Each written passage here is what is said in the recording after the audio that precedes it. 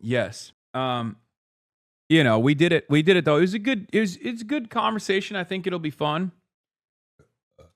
Someone I know was upset about the gamer comment too. I talked them off the clip, but I think that some people are just that genuinely couldn't tell you mean it. All gamers, not just everyone.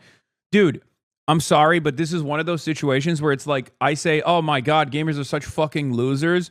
Wanting to be a dad is weird." Dude, what are these guys still doing this shit? I don't think wanting to be a dad is weird. Oh my god, do you guys not have any other fucking content? Jesus Christ, get off my dick, bro. Holy shit. How many more years of this like reluctantly attacking Hasan and then agreeing with his fucking primary focus reluctantly 2 years after the fact are we going to do over and over again? No, they're not. I just don't understand. I don't understand. I don't think it's weird to want to be a dad, man. I'm talking shit about gamers, okay? Capital G gamers who are like weirdo fucking white supremacist incels who are like, yeah, this game is going to repopulate the planet. We're going to get put. So why are you worried about, whether or not women's biological clock is ticking? You got posted in a lot of gamer subreddits. Ooh, nice.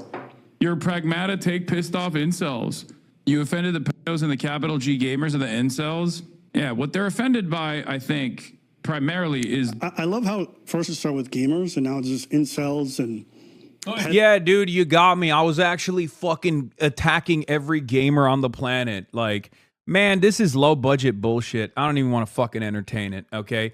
Again, I can't explain this to you guys enough. I got fucking government ops, okay? I got the entire propaganda apparatus of the nation state of Israel inside of my fucking asshole. I got like 55 different articles being written about me on a daily fucking basis on Fox News. I'm sorry. I'm not going to have to, I don't want to have a back and forth with Abba and fucking Preach, okay, over what they misunderstood about my take, where it's like, oh, I guess he's backtracking to incels now. Yeah, I am, dude. You fucking caught me. I got so embarrassed that I was shitting on every gamer, every man, actually. Every man that wants to be a father, I was shitting on them, and you caught me because you're fucking brilliant. God forbid you misunderstood the original take that I was making. God forbid. That's never a perspective with any of these guys, okay?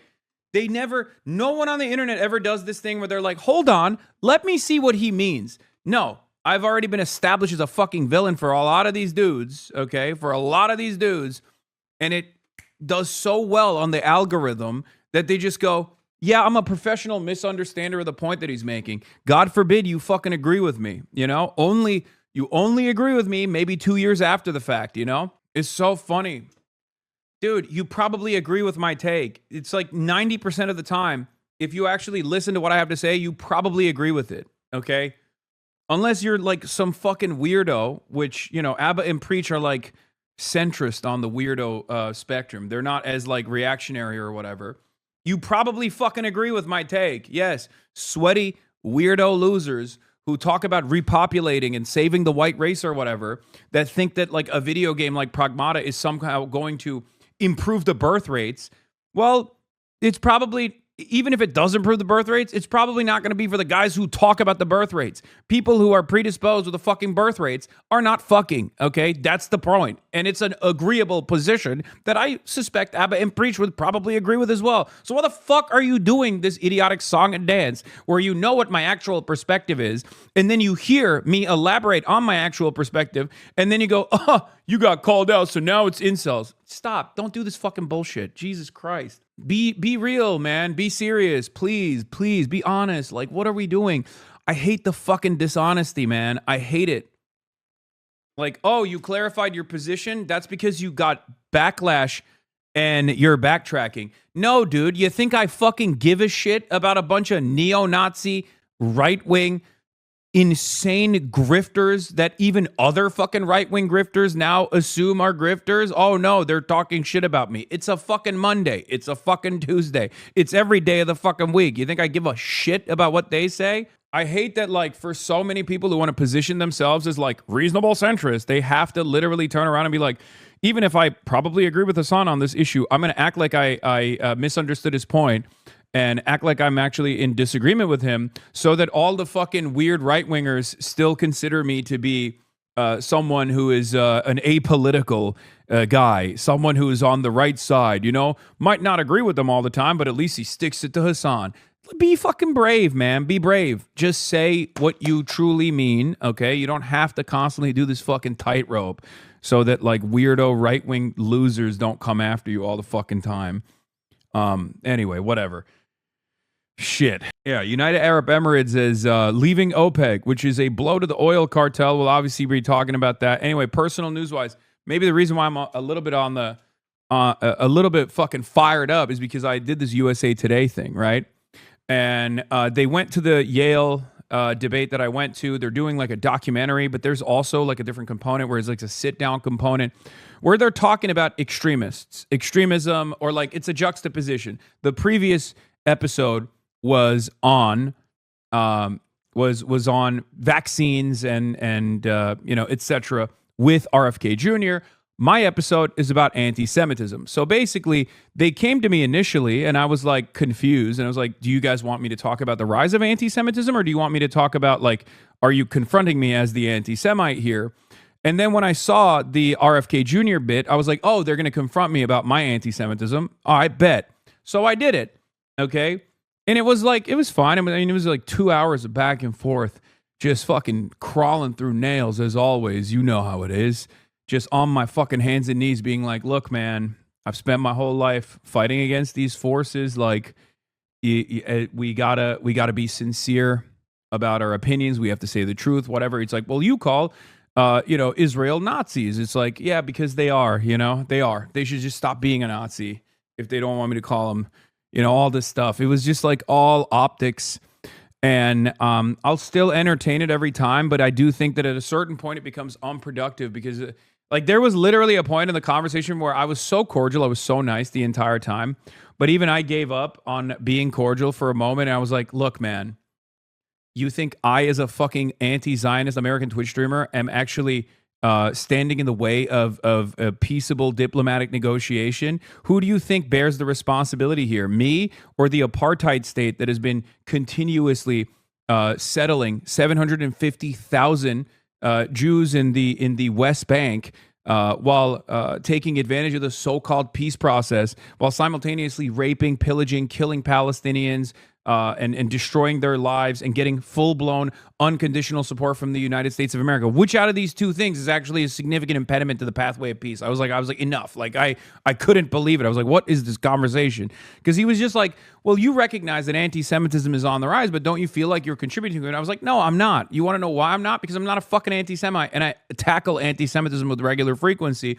You should take it up with the ADL if you, if you want to have a real conversation about who's spreading anti-Semitism. But yeah, that was what it was. I know why you're fired up. Did you edge for too long last night? Says Fat Sloth Slim. Yes. We did it. We did it though. It's a good conversation. I think it'll be fun. Someone I know was upset about the gamer comment too. I talked them off the clip, but I think that some people are just that genuinely couldn't tell you mean it. All gamers, not just everyone. Dude, I'm sorry, but this is one of those situations where it's like I say, oh my God, gamers are such fucking losers, and people actually have a conniption off of that. I mean, you're not going to make it. Okay? You're not going to fucking make it. Like, what do you mean? This is literally like all men discourse. Like, oh, men are trash. And then people go, what do you mean men are trash? I'm going to become a Nazi now. It's like, dude, what the fuck is wrong with you, man? If you're not trash, then don't get mad about it. Why? Why are you being so fucking sensitive? I play video games. I don't give a shit. I talk shit about gamers all the goddamn time. I'm a man. I don't give a shit when people say men are trash. I say, yeah, it's true. Who gives a fuck? God, have some fucking backbone, dude. Jesus Christ. I can't stand motherfuckers who are like crying like this all the fucking time when they're like, they came after gamers. Gamers. Be for real. Be for real. Be a man. Be a man. Have some fucking backbone. Have some goddamn intellectual honesty. Have some decency. Okay? It's totally ridiculous. Constantly crying like, meh, meh, meh, meh, meh, meh, meh, meh, meh. Oh, they're coming after gamers. Really, dude? You think they're systematically discriminating against you because you're a fucking gamer? That's what you think? Shut up, dude. Oh my God. Yeah, the most oppressed group of all time. What are we doing? What is this baby shit? This is what I hate. People who unironically talk about how the left is constantly babying people will be the first to demand said babying. Okay? They will literally demand it. They'll be like, baby me, please. Why aren't you babying me? Yeah, Nick Fuentes, by the way, once again, going, Neera Tanden's favorite commentary person, Nick Fuentes, American neo-Nazi Nicholas Fuentes, is freaking the fuck out, demanding I get arrested. Ugh.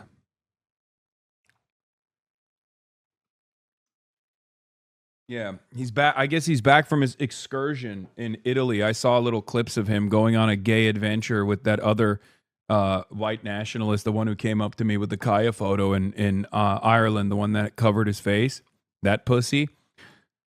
I guess he's back from the little gay venture that he had where they explored each other's bodies in Italy on a beautiful vacation. And now he's back in America in the land of degeneracy. Yeah, Neera Tanden's favorite content creator, Nick Fuentes, he has some choice words about me, it seems. You sound jealous? Come on. Yeah, I'm jealous. I'm jealous that I didn't have a gay little adventure in Italy.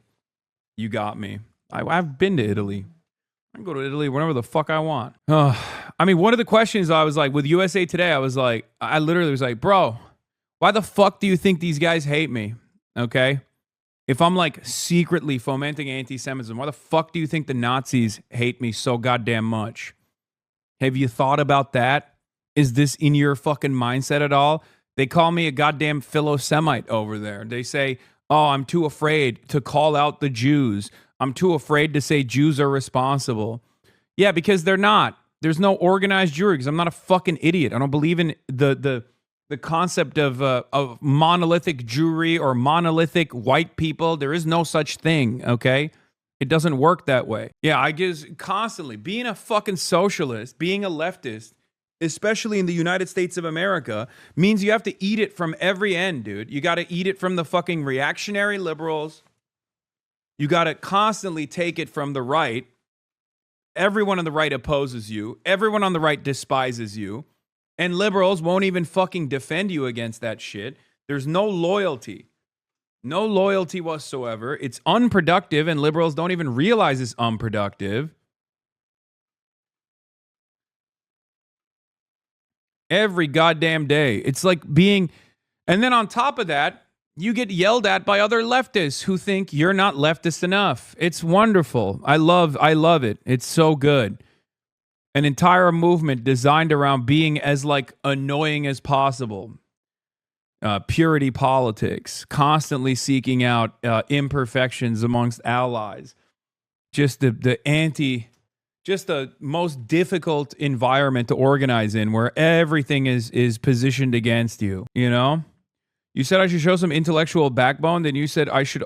Then you also told me to be a man. Now I'm mostly just confused. I'm just talking about people who fucking complain or are like, man, you attack the gamers. You know, just be a fucking adult. Here, is that better? Is that more politically appropriate for me to say? Be a fucking adult. That's what I mean. You know, have some confidence in yourself. Sorry, I'm using gendered language. Too woke to lib, too electoral to tanky. Yeah, that's why. You gotta fucking look like a chud and think like a woke, okay? That's why I do this. That's why I'm wearing the suit. Look like a chud, think like a woke. Look like a chud, talk like a woke. Thank you for the playlist, by the way. There are 4 Fox News mentions that just got released on Fox News about your boy. Jesus Christ, dude. These guys have nothing else to talk about. Unfucking believable. New York City, day 2. Defend Jimmy Kimmel. Radical liberal driller. King Charles in the USA. Ballroom blitz. Hormuz still closed. UAE out of OPEC. Fox News still flaming me. Get in now. Anita Sarkeesian attacked gamers for 10 years. Look where we're at now. Yeah, people still chirp about Anita Sarkeesian, bro. People still talk about how she was like a primary vector of hatred, a primary villain in their lives. I'll be honest, dude, if you genuinely still think about Anita Sarkeesian to this degree, like, you're not long for this world. I'm actually genuinely confused how you haven't fucking killed yourself so far. Like, what a pathetic mode of existence. If I lived like that, if one person, that I ordained as a villain in my own mind had this much control over my life, this much control, and was a figure worthy of this much animus, I would fucking realize at some point that my life is not worthy of living. It's just so sad. I'm just gonna end it all. You know? It's not even a joke. There are still people who unironically bring up Anita fucking Sarkeesian, dude. Like people who think, you know, titties in video games are tinier now because of Anita Sarkeesian and because of US aid. People who sincerely think like the American government, by way of the CIA, made the boobs smaller in video games to oppress the gamers. If this is the type of person you are, you have to snap out of it immediately. Like, look, I'm not in favor of corporal punishment, but honestly, your parents should have beat the fuck out of you a little bit. If you genuinely have this attitude, if this is how you see the world in your adult age, like, you know, you're slated for an ass whooping by your dad, right? Like something needs to reorient your priorities. Something needs to just like fix your brain a little bit. It's so ridiculous. I will hate comment on this USA Today article when it comes out. No, it's not. The USA Today article probably won't even be that bad. I'm just like, I just can't believe how, I just cannot fucking believe how much coverage this has created. Anita Sarkeesian was harassed like crazy. It's pathetic how people obsess over her. I say this as someone who was mad on her content, even though she was a swerve. Yeah, I don't know anything about Anita Sarkeesian, and I don't want to know. And I find it very strange that that people have such strong opinions about a woman who was doing cultural critique on video games like 20 years ago. Right? It's very frustrating that we have to sit around and act like this is a sincere problem. It's not. There's so many more important things going on in the world. If you want to constantly worry about Anita Sarkeesian, then you know, go off, I guess. Anyway, there's not even a real audience for that kind of shit anymore. Anyway, it doesn't matter. It's just some donkey-brained losers. Unbearable. People who say like they came after gamers. Like anyone that says that and they're not joking, they need to go to jail. They need to go through rehabilitation. All right. King Charles is in the United States of America alongside Queen Camilla Cabello. Stakes visit because the world that we live in is that stupid. Van Jones did a Hasan Piker video. I love that. My Maoist third world is king. Oh, there was also, the USA Today one was like, we talked about Hamas too. Fox News covered the conspiracy theories about the White House. Oh, dude, yeah, it's awesome that Fox News is complaining about conspiracy theories. Van Jones' statement outraged many who just now want to write him off. That's a mistake. He has a massive audience and is emerging as one of the major voices of this generation. Those of us who disagree owe him and his audience a real argument. Here's mine. And my position doesn't come from ignorance about oppression. A big chunk of my life, I was a grassroots activist. You literally were a Maoist third worldist who talked about the apartheid. You wrote spoken word poetry. Van Jones in the 80s and 90s was a Maoist third worldist, okay? This is not a joke. I mean it. I'm serious. Like, this is real, okay? Van Jones is a Maoist third worldist who wrote spoken word poetry rap songs about Israel's apartheid of the Palestinians. Now, this was, of course, before he got hit with the Obama ray, okay? When he got into the Obama cabinet, obviously, by that point, he had been a soldier for neoliberalism, or at some point something changed in him, right? Obviously. But what's really funny is they yelled about his background a lot when he was in the Obama cabinet. And since then, I mean, obviously he's made a massive fortune for himself. He got $100 million unconditionally from Jeff Bezos, but I guess it's not so unconditionally. He is one of the most rabid defenders of the state of Israel. I find out about new groups, like new Zionist groups in the country, because Van Jones will attend their events. You know, Zionists being one example. He was at this Zionist party at the DNC. But yeah, 9 minutes he afforded me with his AI videos and all this shit. Fantastic. Again, every single entity, every single group that is either sympathetic to the cause of Israel, every single group that is pro-Israel in any way, shape, or form, or getting paid, has been up my ass for the last 3 months almost. It is incredible. Okay? Now, of course, I still don't believe that there is, even with all the overwhelming, unprincipled smear machine that I've been on the receiving end of, I don't think it is successful. I don't think it's successful at all. And I think they're doing it because they're desperate. They're doing it because they have lost the conversation. They've lost the argument. People do not fuck with Israel any longer. Israel's approval keeps plummeting over and over again. So now basically they're doing everything in their power to punish those who played a role in opposition to Israel. But the past 3 weeks have been unbelievable. I have never seen this level of coverage and attention. Fox News has basically been writing hit piece after hit piece every fucking day, multiple times a day. Okay? Wall Street Journal, free expression. Microlooting is a luxury belief. I don't know. It's unbearable. It's really, really annoying. It's annoying that I have to deal with it at all. It doesn't even have the negative impact that these people think it does, but it doesn't stop them from annoying me. Okay? You're still not actually addressing the point he's making, which is why Hamas is bad, while Hamas is bad, Israel is worse. They've also done all the things you list, just more. As long as you refuse to talk about that, you're also having a conversation. You're spouting rehearsed talking points. Piker.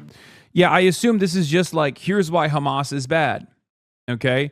Which is what everybody wants to talk about. The entire point between like Israel is 1,000 times worse than Hamas is that Hamas's excesses and the actions that they engage in, okay, from time to time are indefensible, okay?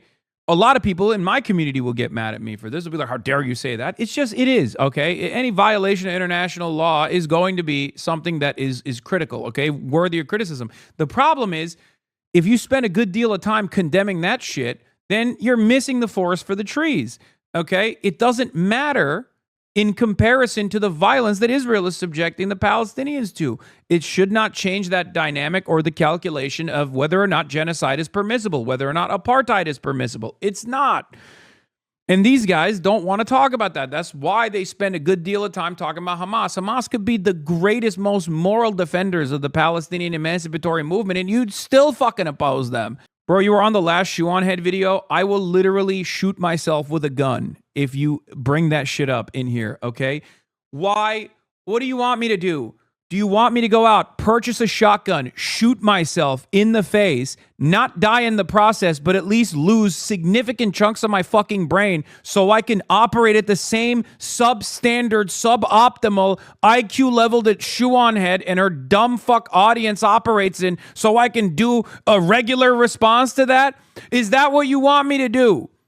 Do you want me to lose chunks of my brain? Do you want me to John Fetterman myself so I can understand the compelling argument that Shoe on Head makes, one that should have been left in the dustbin of history all the way back in 2016? Ooh, look at me. I'm an emo girl and I change my politics all the fucking time. Ooh, look at me. As an emo girl, I look like that one meme on the internet. Okay? 4chan guys who are now 38 years old want to fap to me. Fuck. Why would you openly admit that you listen to Shoe on Head in 2026, man? What the fuck is wrong with you? Every single one of these people are stupid fucking grifters, okay? They flip-flop like flapjacks. Nick Fuentes is another one of these dipshits. I mean, he's consistent on his anti-Semitism, but he keeps going back and forth on whether he wants to punish the Republican Party for being too philo-Semitic, or whether or not he wants to actually demand that the Republican Party punish the opposition. He goes back and forth on it all the time. None of these motherfuckers are consistent. None of these motherfuckers have a genuine worldview. At least with Nick Fuentes, he does have one. It's repulsive, it's toxic, it's disgusting, but at least I can like associate him with a movement, with an ideology. But people like Shoe on Head are basically a humanoid version of a fucking Reddit aggregator. They just spit out shit that they see on subreddits. So why the fuck are you going there? You might as well just go to the subreddit directly and read all the commentary that they turn into video essays. Jesus Christ. What an unbearable fucking way to exist, dude. Oh, I'm getting all my politics from Shoe on Head. Honestly, good luck, dude. People should be more embarrassed, okay? What happened to shame? What happened to shame? If you're getting your politics from a person like Shoe on Head, you should be embarrassed. Go spend some time in the real world. Try to explain to people that this is the person that's educating you on your worldview. God, it's like saying, oh, I get my politics from fucking Patrick Bet David. Oh my God, the things I want to say to people like this. All right, let's get to the goddamn president. Is preparing to address Congress a tone of unity as tensions over the war in Iran and the Epstein scandal loom large. This after a royal welcome. The King and Queen Camilla touched down in Washington and headed straight to the White House for tea with the Trumps, taking time to stroll through the South Lawn, checking out the presidential beehive with the President and First Lady, before going to a garden party at the ambassador's residence. Today, after an official ceremonial welcome this morning, King Charles will head to Capitol Hill. In a 20-minute speech, he will reference Saturday night's shooting and express his solidarity and support. His remarks have been carefully crafted by senior diplomats, and he'll call the UK-US relationship one of the greatest alliances in human history and call for our shared values to be defended. And after President Trump's stinging attacks on Britain for not joining the war in Iran, Charles will talk of reconciliation and renewal. He's obviously acutely aware that everyone is going to be hanging on to his every word. Because of the situation politically, this has become a very high-stakes visit, and King Charles is walking a bit of a tightrope. He needs to utilise that soft power and have influence, but he can't stray into anything that... It's so funny that basically everyone knows exactly what's going on, except for Trump, I guess. Everyone knows he's a baby. It's basically like bringing Mickey Mouse out. You know what I mean? The king is the Mickey Mouse of the United Kingdom. Trump really likes the royal family. The UK is aware of this. They know Keir Starmer has no motion. They know Keir Starmer is a loser and unbearable. And I guess it's one of the few instances where I kind of agree with Donald Trump in bullying Keir Starmer. Like, if I was in his shoes, I'd do the same exact thing because he just sucks so bad. So they have to send their powerful guns out, knowing full well that Trump actually has a lot of respect and a lot of admiration for the royal family. Trump wants to be a king anyway. So they're going through this process like a baby. We are treating the American president, the leader of the free world, like he is a baby because he is a baby.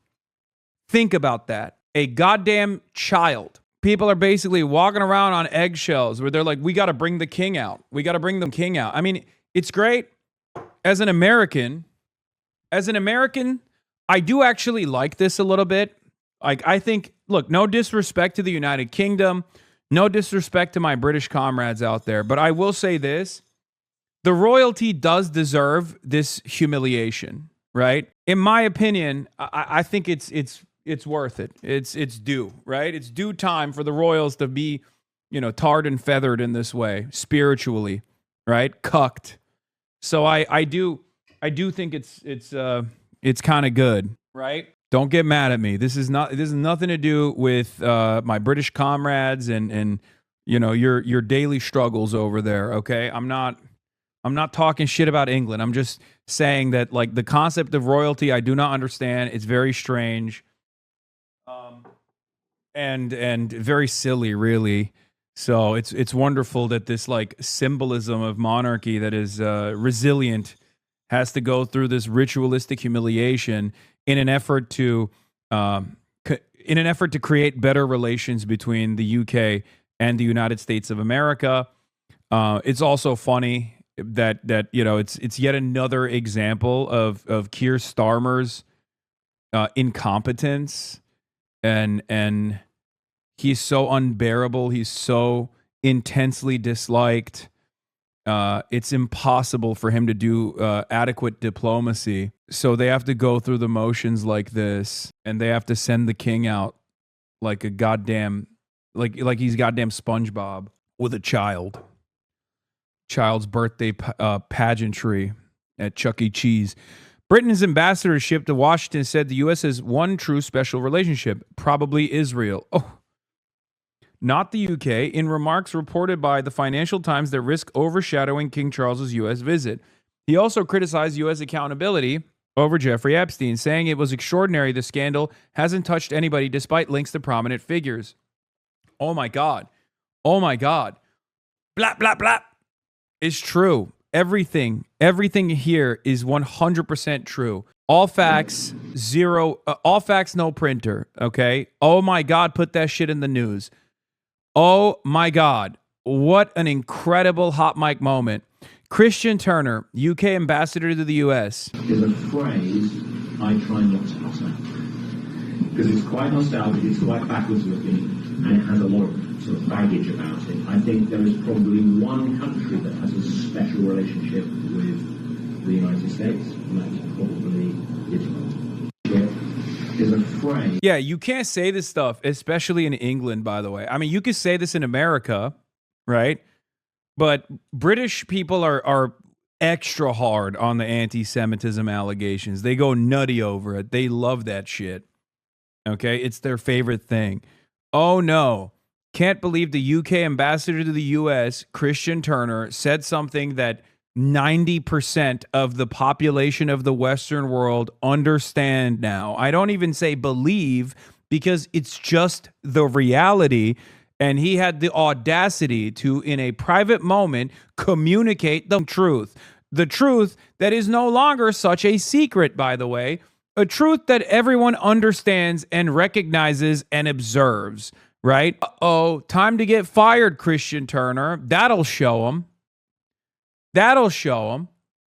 That'll stop people from recognizing that America places Israel in a higher status than every other country, including, in many instances, Americans, right? Israel has killed American citizens. America doesn't do anything about it. Oh no, Christian Turner said the truth. You can't say that. It's unacceptable to say the truth. The truth that is now the overwhelmingly popular position as well. It's not even like, oh, this is a hidden truth that you can't say. It's one that everyone observes and everyone notices and everyone understands is the reality. Okay? Our mayor gave this praise to Trump being safe, then went straight to the Israeli embassy.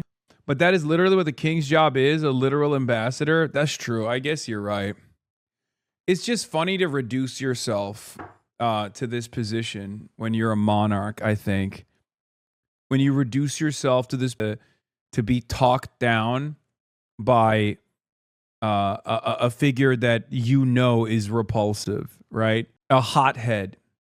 Because normally, when you're the monarch, when you're the king, other people, both historically and even to this day, I think it's like kept up through a system of routines, and you know, there's like a way to address the king. There's certain things you can't say towards the king or about the king. There's like all these weird rules, right? So Trump doesn't care about any of that. And we know he doesn't care about any of that. He, as a matter of fact, enjoys violating those rules because he can.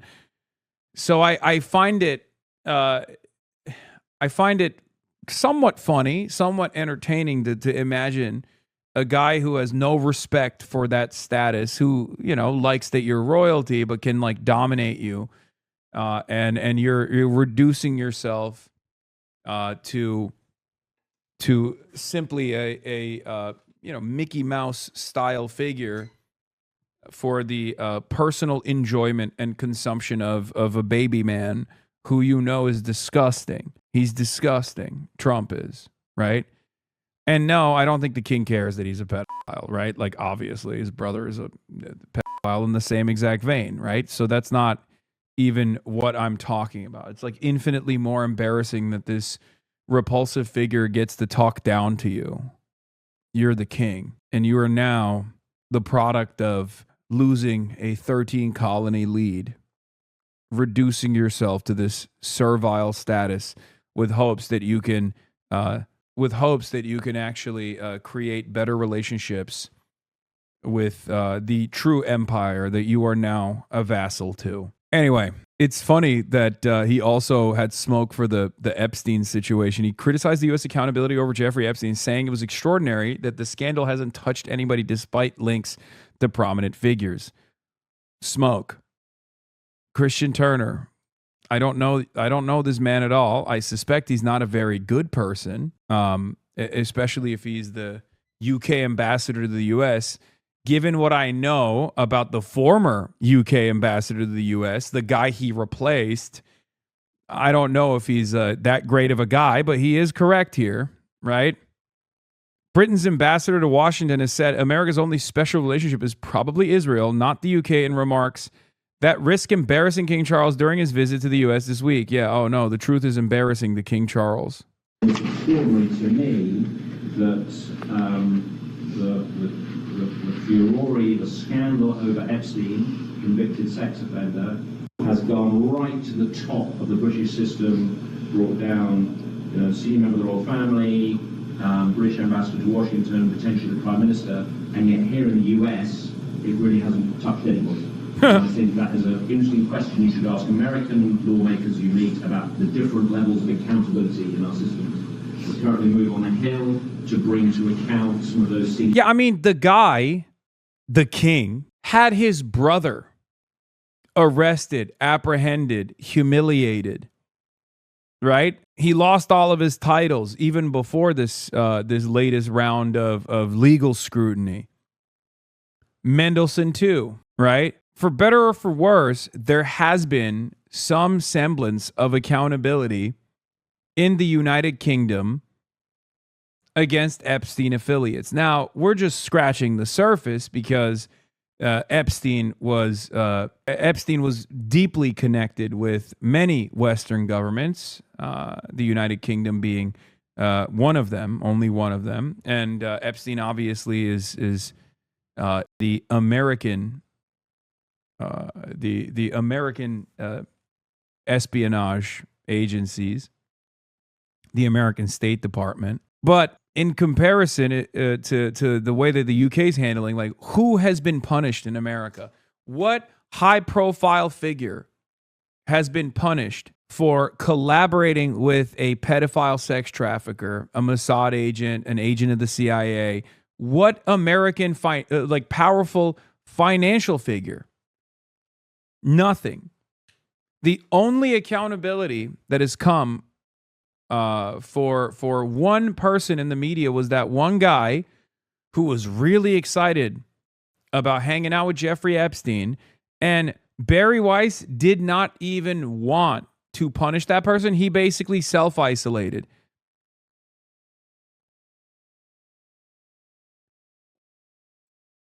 It's crazy. Oh yeah, a Harvard professor Larry Summers has been taken off of his. I think he was the dean, right? He's no longer a dean or something. I mean, talk about a slap on the wrist, dude. Yeah, the Coldplay concert CEO got more punishment. Brett Cooper called you out on YouTube at 10 minutes in. Again, you should be embarrassed for watching Brett fucking Cooper. Andrew Lambert and Windsor has been now called him to come and testify before Congress, and he's announced before Congress.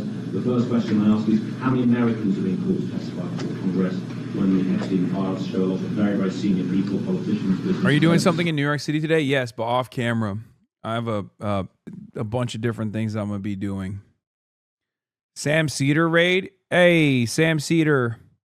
The Majority Report. Thank you for the raid. Hope you had a good stream. Bill Gates, all having a close association with it. Special relationship is a phrase I try not to utter because it's quite nostalgic, it's quite backwards looking, and it has a lot of sort of baggage about it. I think there is. He's like, I'm jealous. Don't say special relationship, because the UK doesn't have a special relationship with America. Only one country has a special relationship, and that's Israel. Only one country that has a special relationship with the United States, and that's probably So there is a deep history and affinity between us, particularly in our defence and security. We are intertwined. There are things we do together that no two other countries do. And as I've mentioned, our economies are very close. But I think if I'm honest, I don't think it's over. No, I don't agree with Mark Carney that we're in a moment of rupture. I think we're certainly at the end of an era, and the era is changing. But I don't think it's a break, as Carney advised at Davos. But I think we do need to work to redefine, particularly in defence and security, accept that we in Europe can't just rely on a US security umbrella. So the relationship will carry on if you want being special, but I think it's going to have to be different. And my advice to my Prime Minister is I can't just sit there and put my hands on my ears and say it's special, it's going to be fine.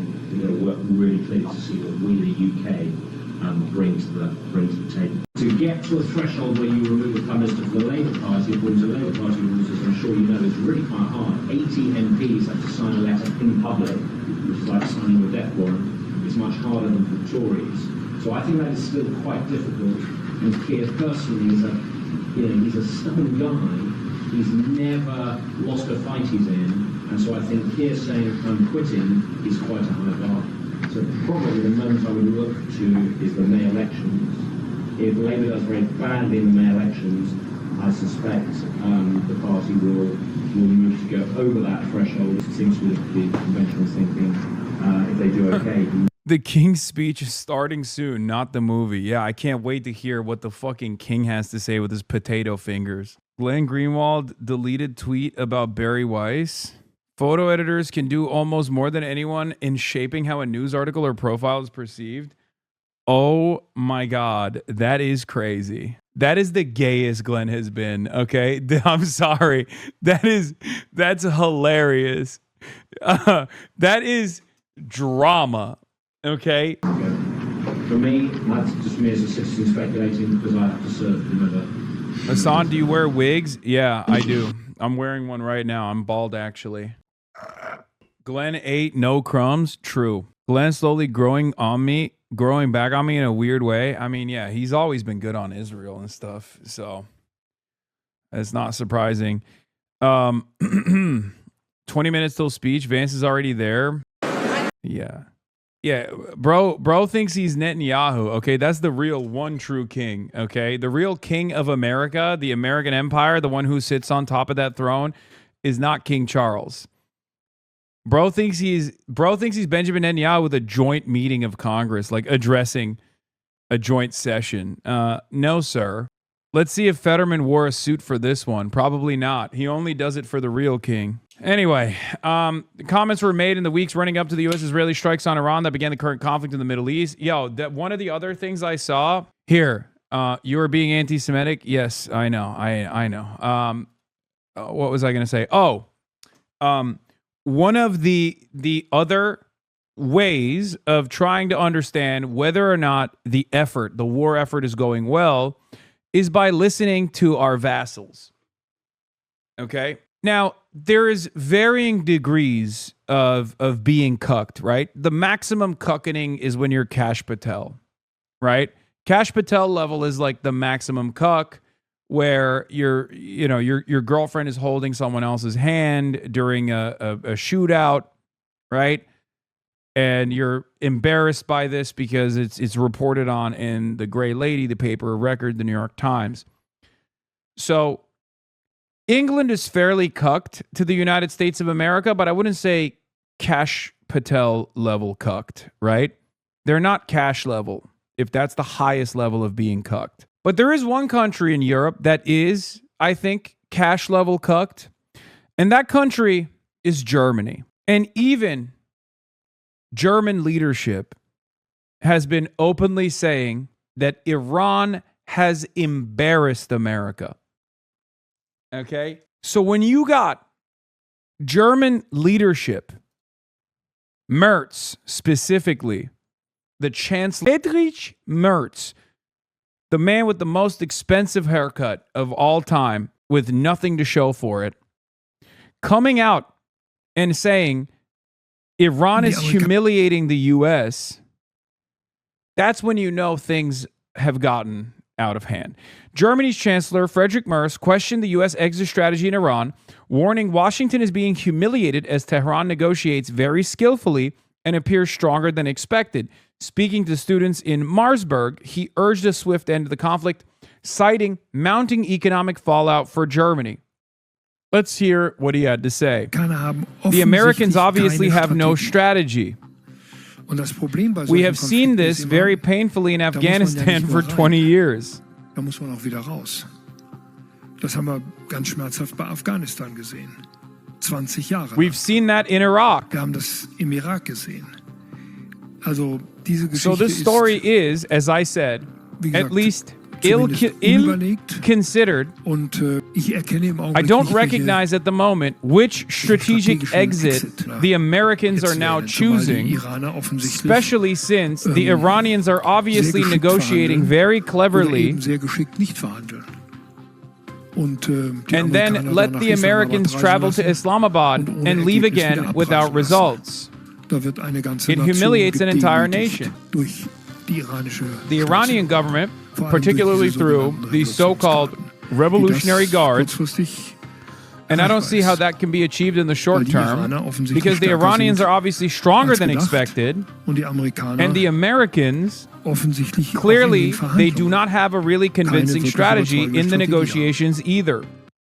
Friedrich Merz, I think, genuinely nutted when America bombed Iran alongside Israel, okay? He might have actually dropped the fat rope on camera when he found out. He was so giddy. Friedrich Merz, who has famously said things like, Israel is doing our dirty work. That man is now saying Americans are embarrassing themselves.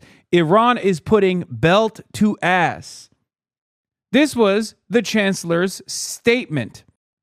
The USA and Israel have been conducting massive military strikes against Iran since Saturday. Chancellor Merz is in close contact with European partners, Israel, and partners in the region. He will discuss developments with U.S. President Trump in Washington on Tuesday. The regime threatened Israel's existence, was responsible for the terror of Hamas and Hezbollah, and its nuclear and missile programs threaten peace and security, said the Chancellor.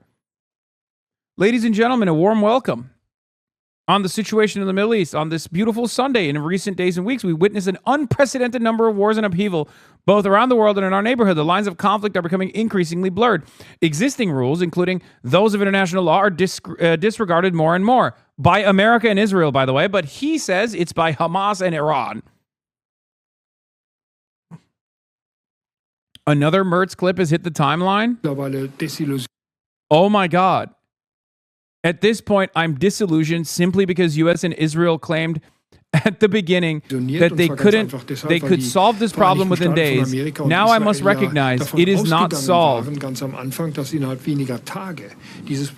He said Germany and the EU have also have own European ideas on how to get a resolution in the conflict and will continue their diplomatic coordination with the U.S. Underway again for Germany for some time now. Oh, dude, he's doing bilateral talks with Iran. Oh my God. Oh my God. Iran is literally forcing multipolarity. That's crazy. I cannot believe it. It's unheard of. I will be honest with you, I never thought it would be Iran. Like I thought, multipolarity being forced upon the world by the likes of another warring party like Russia, certainly, right? And this doesn't justify Russia's actions, by the way. I'm not saying that like Russia was justifiable in invading Ukraine. I don't think so. I don't think they are. But that was shaking the system, right? That was shaking and shook America's hegemonic status, right? Especially because after, multiple years at this point, the entirety of the Western world's support has not been able to successfully purge Russia from the boundaries of Ukraine. Again, this is not, I'm not saying this is good, okay? I'm not saying that. I know a lot of you get very sensitive around the Ukraine issue when you hear someone that has a different perspective than you, okay? And I have to be extra sensitive and extra careful when I talk about Ukraine. Now that I know Ukraine objectively has shooters in the United States of America, I don't want to be the target of their enmity. Okay, I apologize, Dylan Burns. Please don't send your Fedayeen after me. Okay, I don't want Ryan Ruth, his 1,000 NATO-trained Afghan soldiers, or Cole Allen to come and assassinate me. I'm not the fucking president.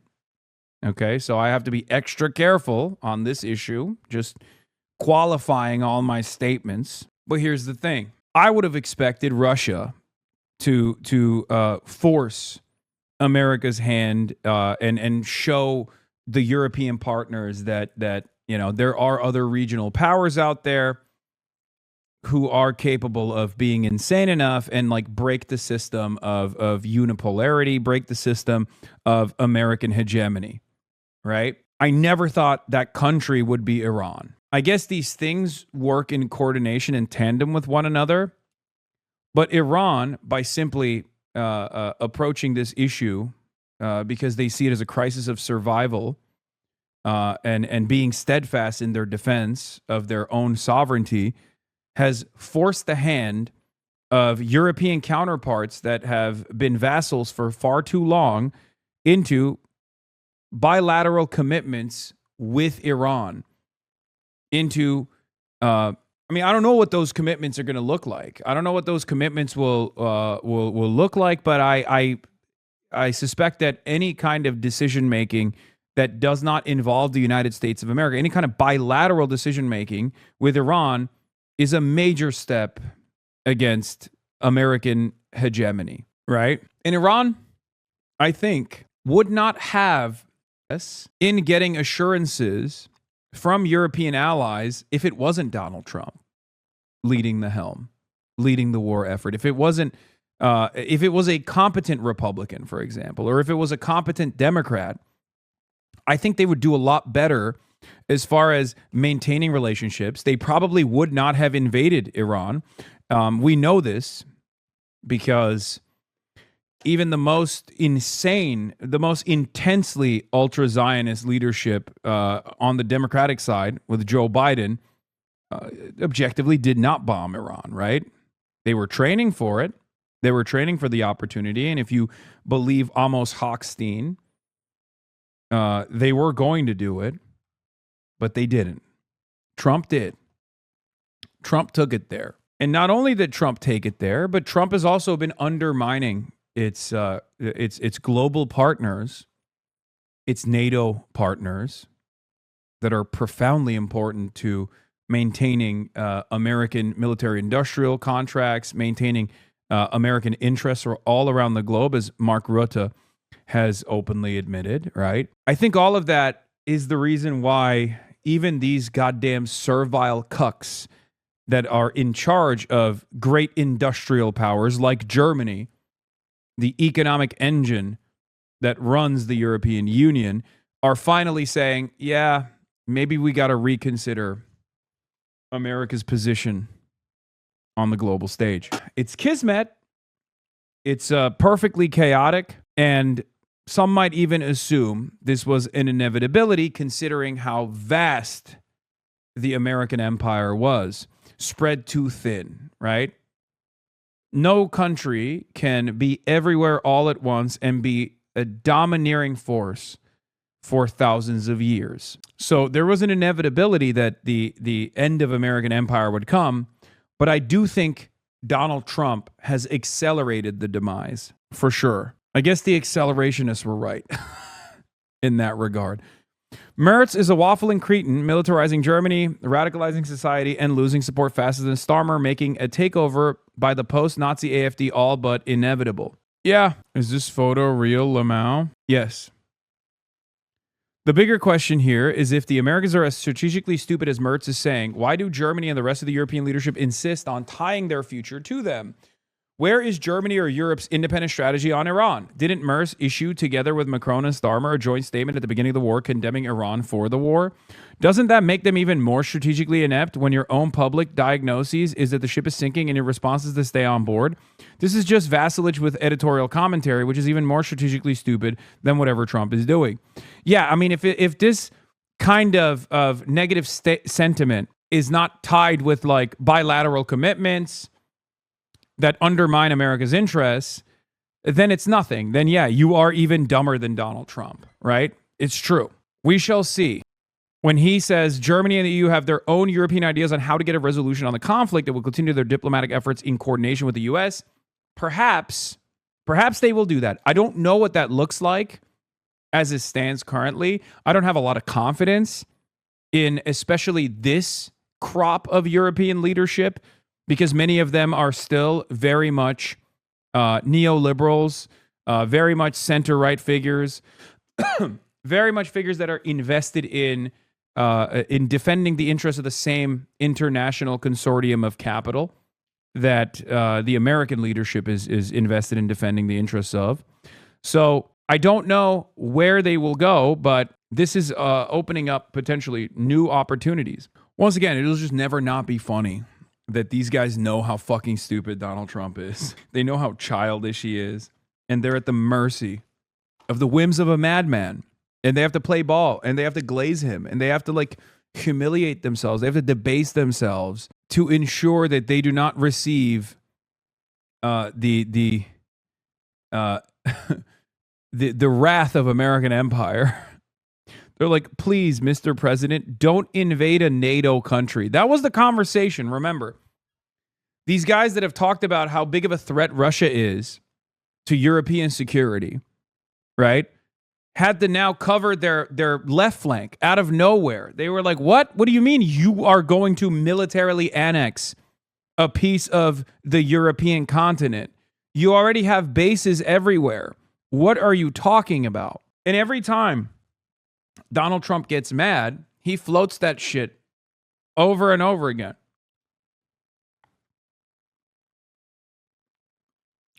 Part of the reason why the king is here in the United States, aside from his joint session address, is because he has to explain to the president. I talked about this like last week or a couple weeks ago. Maybe you guys remember. Part of the reason why the president or the king has to visit the president is so he can explain to him that Canada is a part of the Commonwealth. As in, if he's trying to urge Trump by using his symbolic status and you know, Trump's interest in the royal family to stop him from militarily annexing parts of Canada. It sounds like a joke. If you were to tell me, not 10 years ago, because 10 years ago it was still Trump, but if you were to tell me 20 years ago, okay, if you were to tell me 20 years ago that this is what would be happening right now, like that the American president was threatening to militarily annex Canada, threatened to militarily annex parts of Europe, and that he had the attitude of a baby, like a child, and that the British king or the queen at the time would have to do a visit to beg the American president not to invade Canada and to remind or educate the person, the American president, that like Canada is a part of the Commonwealth. So you're technically invading, you know, a part of the great British Empire. I would assume that, I would say that's unbelievable. There's just no shot. 14-year-old Hasan was probably too busy jorking it to listen, though. True. Congress, of course, a Congress that is very split on the United States' involvement in Iran. Of course, the president also making a few jokes about his mother's love for the royal family as well, which the president clearly does share. But the president really emphasizing that the United States and the UK share the same root, they speak the same language, and they hold the same values. We expect the king to really drive home that very similar message here today in just a few moments, David. But Rachel, we did also take note that the president stayed away from any comments on the British Prime Minister. He certainly did, and that was very notable. You know, President Trump is not... The fuck can His Highness do, though? He's turbo cooked and speaking to an ape? No, this is important. Bro, Trump is an ape, the king is like a banana, right? Like that's what this is. They're like, oh, it's feeding time. Like the king here is just like doing this gesture so that the ape the ape calms down. That's literally all this is. And it's funny because everyone knows that that's what this is. Like there's no like secret purpose here. It's pretty out there. Keir Starmer is incapable of doing diplomacy with Donald Trump because he is a horribly uncharismatic douchebag who has fallen greatly out of favor, right? Trump doesn't respect him, but Trump actually likes the royal family. So Trump's like, oh, it's the king. The king is coming to me. Like these are, in some ways, this does remind me of like, things that you read about dictatorships in the third world, right? Like some kind of fascist warlord that we've propped up in an African country.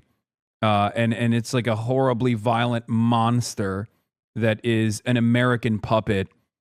And all of the other regional partners have to satiate his appetite and like try to figure out what things he's interested in to basically have a polite conversation. And that's what the rest of the world is doing to Trump. That's literally what's going on. Trump is, for all intents and purposes, like a bad dog, right?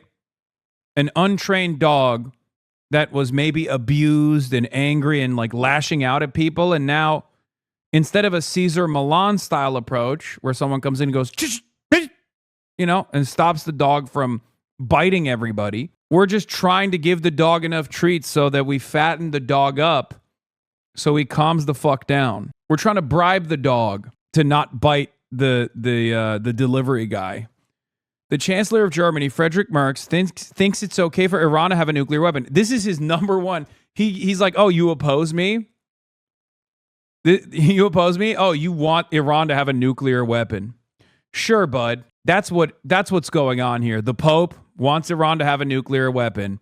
Friedrich Merz wants Iran to have a nuclear weapon. He's got one speed. This is his only retort. Anyone that says, hey, man, maybe you should stop fucking the international energy markets with your penis. Anytime people say this reasonable thing, Trump's response is, oh, I guess you want Iran to nuke you. He said Pope Leo wants Iran to have nuclear arms. He doesn't know what he's talking about. If Iran had a nuclear weapon, the whole world would be held hostage. I'm doing something with Iran right now that other nations or presidents should have done long ago. No wonder Germany is doing so poorly, both economically and otherwise. President Donald J. Trump. Dog, part of the reason why Germany is doing so poorly economically and otherwise is because of us. Okay? They'd set up gas contracts with Russia that we forced them out of, and now they have to purchase expensive American gas instead, and they're staring down the barrel of an energy crisis already, or they were experiencing the impact of an energy crisis. And now it's worsened. Now it's worsened directly as a consequence of your actions. This is before we even factor in American tariffs. No, I don't want Truth Social to send me notifications. What the hell? Secret Service agent shot during Trump assassination bid may have been hit by a colleague? You don't say. Oh, wow. How shocking. Who could have speculated that on the first night? Who was getting yelled at in the chat, being like, Hasan, why are you claiming that it might have been friendly fire? Pre-watch Piker. Piker Broadcasting Service, the People's Broadcasting Service, is sponsored by you, the people, for you, the people. The People's Broadcasting Service, Piker Broadcasting Service, for tomorrow's new Support the Show. If you'd like to support independent media, please subscribe for $6 or for free with a Twitch Prime. Twitch Prime is free as long as you connect your Amazon Prime account to your Twitch account. You get one free Prime subscription a month.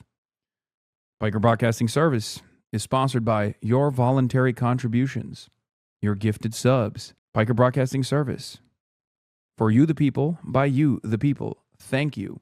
Set to it run. Thank you for the 5 Tier 1 gifted subs. Harmuzzi91, thank you for the 5 Tier 1 gifted subs. And Furo, thank you for the 10. Closed presents with 50 bones. I mean, this is, again, purely speculative, but that was my initial assessment as well. Does the white monster mean you're a blue-collar worker? Yes. All right, the king is speaking. King Charles, who made many visits to Members the US. of Congress, I have the high privilege and distinct honor of presenting to you His Majesty Charles III.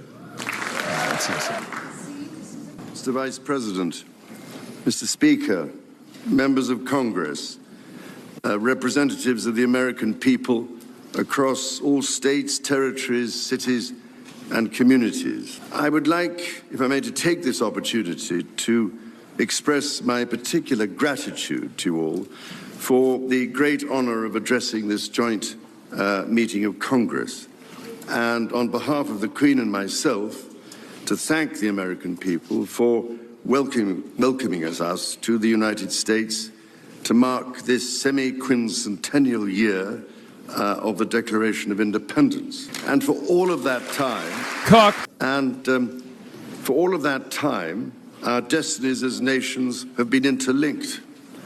As Oscar Wilde said, we have really everything in common with America now, of course, language. So I like his suit. I'm a suit guy now. I'm a sartorial guy, and I got to say, times of I like the fit. From Europe to the Middle East, which pose immense challenges for the international community, and whose impact is felt in communities the length and breadth of our own countries. We meet, too, in the aftermath of the incident not far from this great building that sought to harm the leadership of your nation and to foment wider fear and discord. Let me say with unshakable resolve, such acts of violence will never succeed. Bro has hot dogs for fingers? Yeah.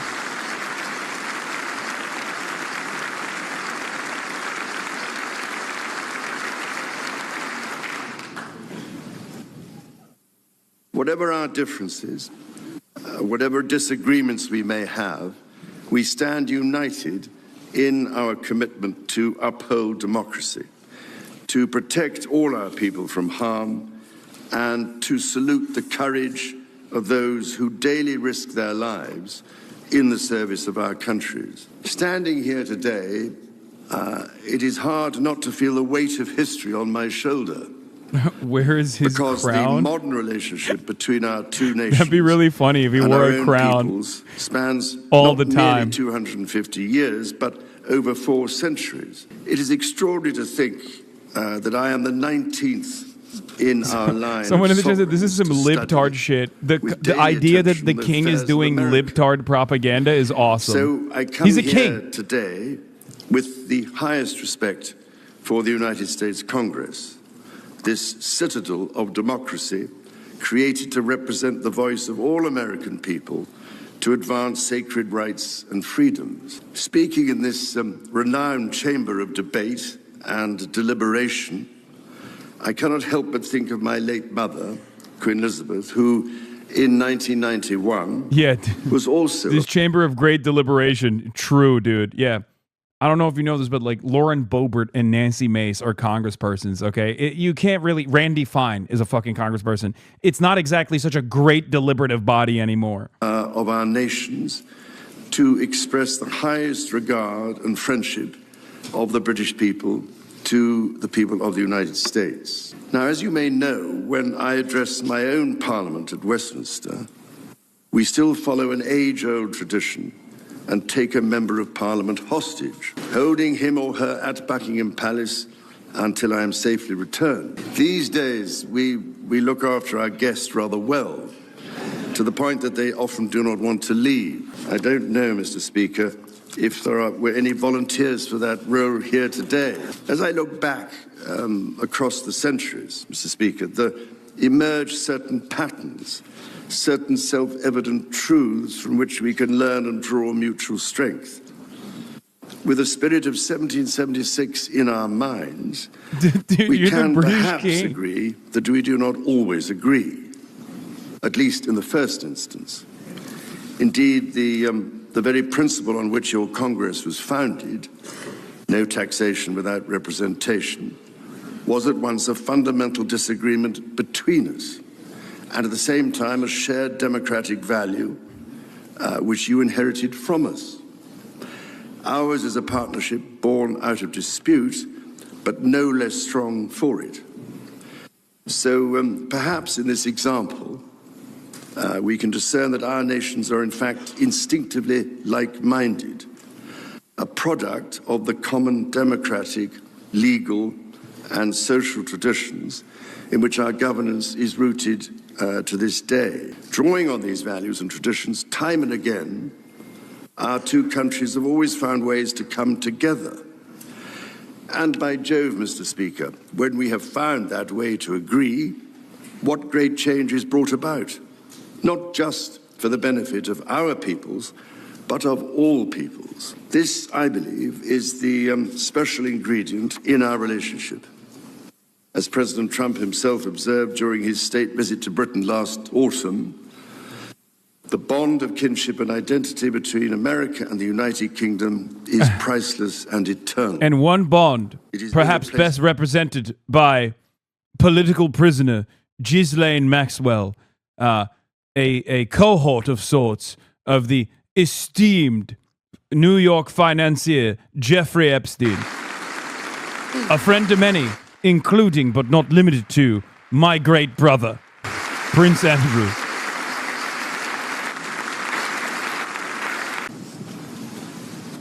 Mr. Speaker, this is by no means my first visit to Washington, D.C., the capital of this great republic. It is, in fact, my 20th visit to the United States. Damn, bro, you've been here too much. And my first as king and head of the Commonwealth. This is a city which symbolizes a period in our shared history, or what Charles Dickens might have called a tale of two Georges.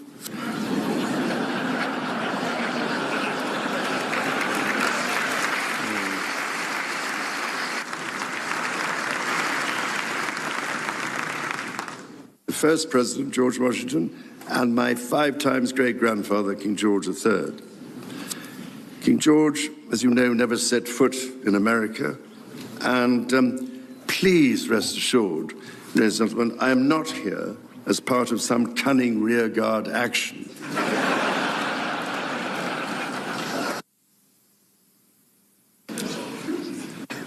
I mean, Loki, they're eating out of his hand. Like, he is owning that room.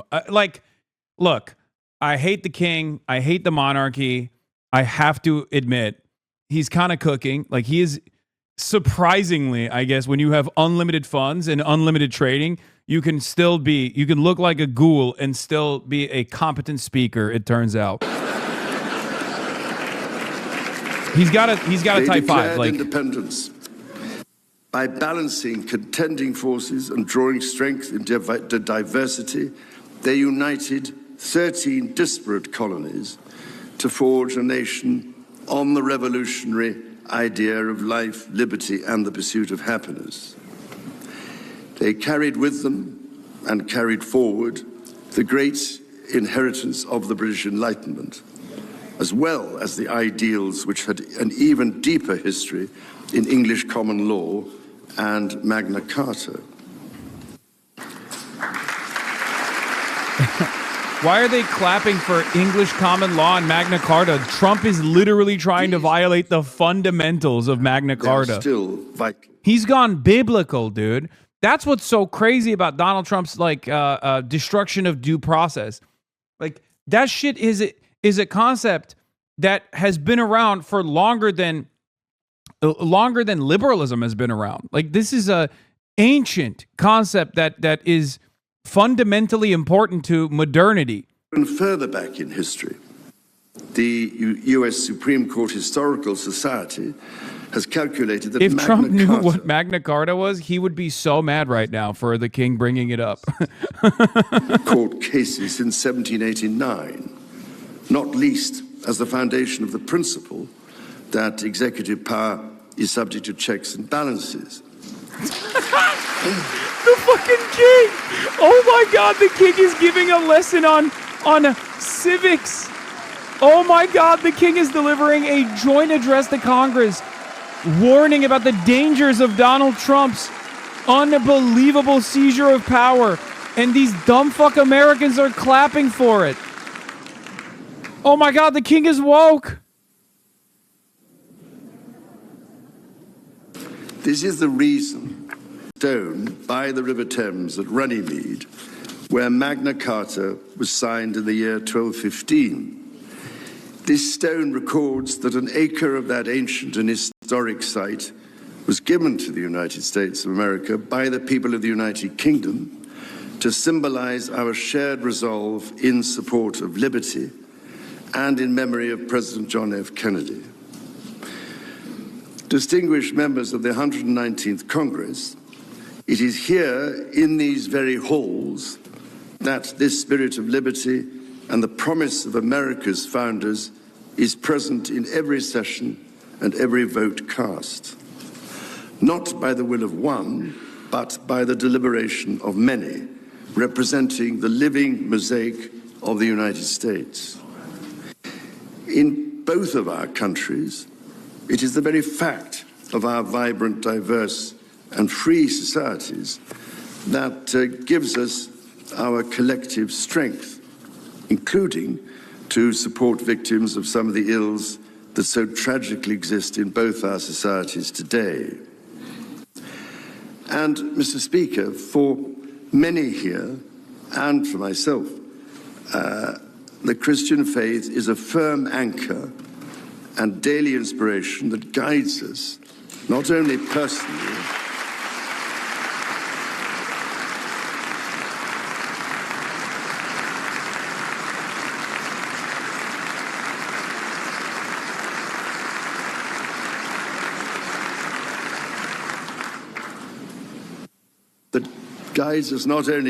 but together as members of our community. Having devoted a large part of my life to interfaith relationships and greater understanding, it is that faith in the triumph of light over darkness which I have found confirmed countless times. Through it, I am inspired by the profound respect that develops as people of different faiths grow in their understanding of each other. Boo!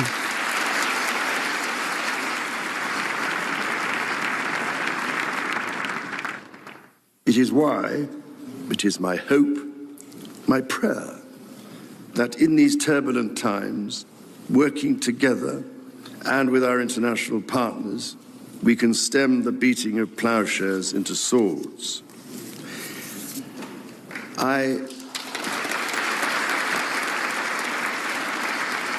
Okay. I am mindful that we are still in the season of Easter, the season that most strengthens my hope.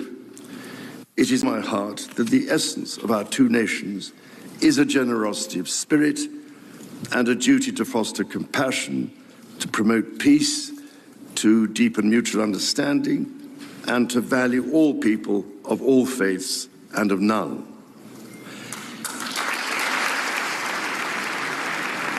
I mean, I used the swords to plowshares analogy in my Yale speech as well, talking about what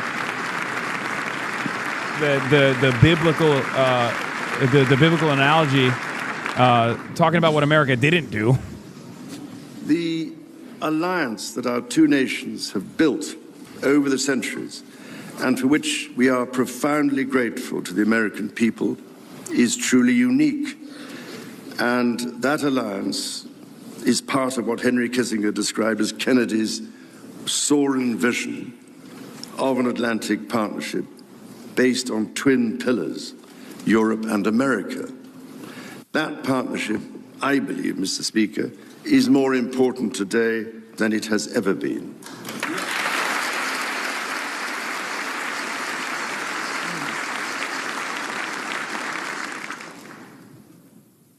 The first reigning British sovereign to set foot in America was my grandfather, King George VI. He visited in 1939 with my beloved grandmother, Queen Elizabeth, the Queen Mother. The forces of fascism in Europe were on the march, and sometime before the United States had joined us in the defense of freedom, our shared values prevailed. Today, we find ourselves in a new era, but those values remain. It is an era that is in many ways more volatile and more dangerous than the world to which my late mother spoke in this chamber in 1991. The challenges we face are too great for any one nation to bear alone. But in this unpredictable environment, our alliance cannot rest on past achievements or assume that foundational principles simply endure. As my Prime Minister said last month, ours is an indispensable partnership. We must not disregard everything that has sustained us for the last 80 years. Instead, we must build on it. Renewal. Isn't ad boosted from... Okay, dude. Renewal today starts with security. The United Kingdom recognizes that the threats we face demand a transformation in British defence. That is why our country, in order to be fit for the future, has committed to the biggest sustained increase in defence spending since the Cold War, during part of which, over 50 years ago, I served with immense pride in the Royal Navy, following in the naval footsteps of my father, Prince Philip, Duke of Edinburgh, my grandfather, King George VI, my great-uncle, Lord Mountbatten, and my great-grandfather, King George V. This year, of course, also marks the 25th anniversary of 9/11. This atrocity was a defining moment for America, and your pain and shock were felt around the whole world. Oh. During my visit to New York, my wife and I will again pay our respects to the victims, the families, and the bravery shown in the face of terrible loss. We stood with you then, and we stand with you now, in solemn remembrance of a day that shall never be forgotten.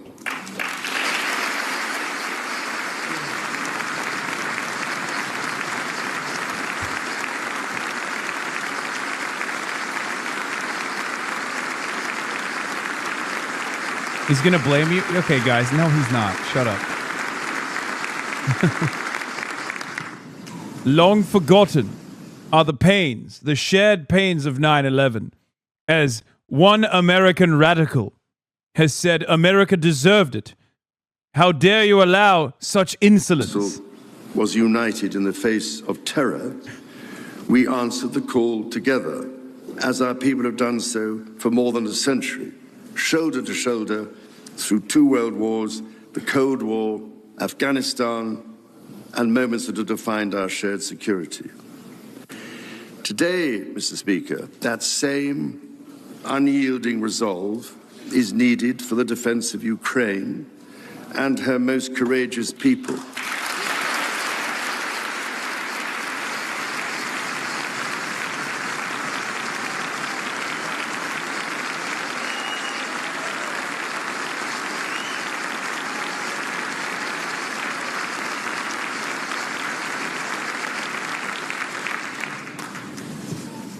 It is needed in order to secure a truly just and lasting peace. From the depths of the Atlantic to the disastrously melting ice caps of the Arctic, the commitment and expertise of the United States Armed Forces and its allies lie at the heart of NATO, pledged to each other's defense, protecting our citizens and interests, keeping North Americans and Europeans safe from our common adversaries. Our defense, intelligence and security ties, the indigenous populations of the third world not in years, who yearn for liberation. Today, thousands of U.S. service personnel, defense officials and their families are stationed in the United Kingdom, as British personnel serve with equal pride across 30 American states. We are building F-35s together. And we have agreed the most ambitious submarine program in history, AUKUS.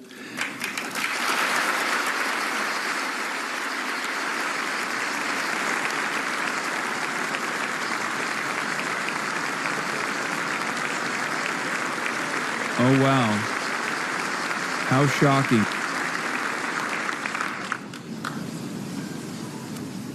And we are doing it in partnership with Australia, a country of which I'm also immensely proud to serve as sovereign. We do not embark on these remarkable endeavors together out of sentiment.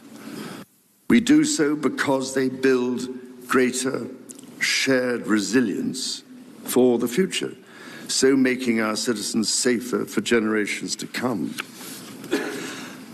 Our common ideals were not only crucial for liberty and equality, they are also the foundation of our shared prosperity. The rule of law, the certainty of stable and accessible rules, an independent judiciary resolving disputes and delivering impartial justice. These features created the conditions for centuries of unmatched economic growth in our two countries. This is why our governments are concluding new economic and technology agreements to write the next chapter of our joint prosperity and ensure that British and American ingenuity continues to lead the world. Our nations are combining talent and resources in the technologies of tomorrow. Our new partnerships in nuclear fusion and quantum computing and in AI and drug discovery, holding the promise of saving countless lives. Someone in chat said, did he write this or does he have a speechwriter? What do you think, man? The $430 billion of course he has a team of speechwriters. He's the king. That continues to grow. The $1.7 trillion in mutual investment that fuels that innovation. And the millions of the Atlantic supported across both economies. These are strong foundations on which to continue to build for generations yet unborn. Our ties in education, research, and cultural exchange empower citizens and future leaders of both countries. The Marshall Scholarship, named after the great General George Marshall, and the association of which I am so proud to be patron, are emblematic of the connection between our two countries. Since its founding, more than 2,300 scholarships have been awarded, opening doors for Americans from all walks of life to study at the United Kingdom's leading universities. So as we look toward the next 250 years, we must also reflect on our shared responsibility to safeguard nature, our most precious and irreplaceable asset. Millennia before our nations existed, before any border drawn, the mountains of Scotland and Appalachia were one, a single continuous range forged in the ancient collision of continents. The natural wonders of the United States of America are indeed a unique asset. Out of all of the mouth-breathing losers in that room, J.D. Vance is the only one well-read enough to understand what the king is actually preaching here. So that's perhaps the reason why he's not clapping for some of the statements. I hate J.D. Vance, but let's be real, he's a fucking Yale-educated guy. Roosevelt called the glorious heritage of this land's extraordinary natural splendor, on which so much of its prosperity has always depended. Yet, even as we celebrate the beauty that surrounds us, our generation must decide. Turks are marching and protesting Zoran. Will you join? Critical natural systems. Mamdani manhandles Muslim Turks with means of accusation of genocide. And essential diversity of nature. We ignore at our peril the fact that these natural systems, in other words, nature's own economy, how dare he, provide the foundation for our prosperity and our national security. Yeah, that's why I'm in New York City, guys. I'm here to lobby Mamdani on behalf of the beautiful nation state of Turkey. The story of the United Kingdom and the United States is at its heart a story of reconciliation, renewal, and remarkable partnership. From the bitter divisions of 250 years ago, we forged a friendship that has grown. Are we all watching this because you don't like us anymore? Consequential alliances. I mean, this is a pretty decent speech. I want to see what he has to say. The entirety of Congress is there. That our alliance will continue to defend our shared values. This is a far better speech than fucking Benjamin Netanyahu. And across the world. And I don't agree with his glazing of the British Empire and now the American Empire, but to say he's the fucking king. Mr. Speaker, Mr. Vice President, distinguished ladies and gentlemen, America's words carry weight and meaning, as they have since independence. The actions of this great nation matter even more. This is President Lincoln understood this so well. I hope you understand, with his guys. reflection This is in so the far magisterial Gettysburg Address. 30 minutes of him being like, come on, we have our world shared may little values. note what we Yeah, say. sure, we kill our enemies and stuff. We do empire shit, but like, stop being insane. To the United States of America. This is the most polite on your version of a 250th scolding. birthday. Okay? Let our two countries rededicate ourselves. Yeah, of course, you can't To really each other understand it as a in the scolding because it's far self-service too polite and of not our blunt peoples enough. It's too And subtle. of all the peoples of the world. So Trump is not going to get the message God until bless the media United goes, States, oh, the king and dunked God on bless Trump. The United Kingdom. A rousing address to a joint session of Congress in Washington. King Charles, the first monarch since his mother, Queen Elizabeth II. It is really funny. I mean, look, I see the inherent irony of the king. Sure, it's a ceremonial role at this point, but still, a living, breathing monarch explaining to the American Congress that they have a duty to the Magna Carta and the shared values of freedom and democracy, that Donald Trump, that they shouldn't let Donald Trump get away with behaving like a king, like a mad king. But this was, for all intents and purposes, a scolding. Very polite, very subtle scolding.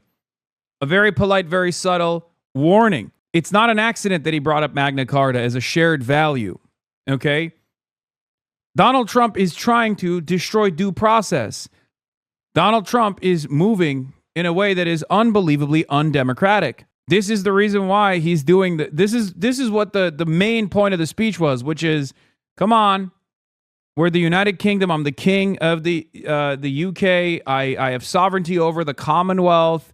We all have shared values. We're not saying don't stop murdering the Arabs, don't stop murdering the indigenous in the third world, but we are demanding you please take the democracy shit a little bit more seriously. It's fundamentally liberal, ironically enough. It's ironic because, you know, it's the king. The king is not supposed to be a liberal, right? The king is a monarch. But I guess the king is a little worried about the king-like manners of Donald Trump. As this chamber really took in his words, the tone was light. It was hopeful, even as we face so much uncertainty abroad. And the king did not shy away from those moments. He delivered this message of unity and appreciation for the shared alliance, a message that, quite frankly, members on both sides of the aisle feel like is welcomed here. And of course, that Donald message Trump from the was like, king that nope, I think that really nope, you're standing next to me because I'm a little bit like a king myself. You're standing next to me because I am the king, maybe even a king of all kings, the one true king. be a repair for what has become a fractured relationship. Rachel Scott in the chamber. The king did not shy away from some heavy issues at one point in the speech, talking about how leadership, this country and back home, leadership not above the law, should always be subject to questions. Referencing again a real says you moment, ironically, to be like, I mean, this is what happened. I need you to understand what happened to the Discord. It vanished. There's an issue. I don't know. Okay, there's a fucking problem with Discord. I think you'll be okay if you don't get to talk shit in the Discord for I don't know however long it'll take. I don't know why the Discord is down. Okay, you'll be fine. Jesus Christ. As we approach this 250th birthday, saying they are not just the natural wonders, they are also the foundation that allows us to have an economy and to have prosperity, and that they too must be protected. There were 10 standing ovations for this 28-minute speech. Robert Jobson, ABC News royal contributor. Robert, you and I have been on the air so many times over the years at these pivotal moments for the royal family. You spoke of the criticism from some back home that he was coming at this moment, that perhaps it was ill-timed. But I wonder if you took note as well that he did not shy away from some of the most challenging issues of the moment.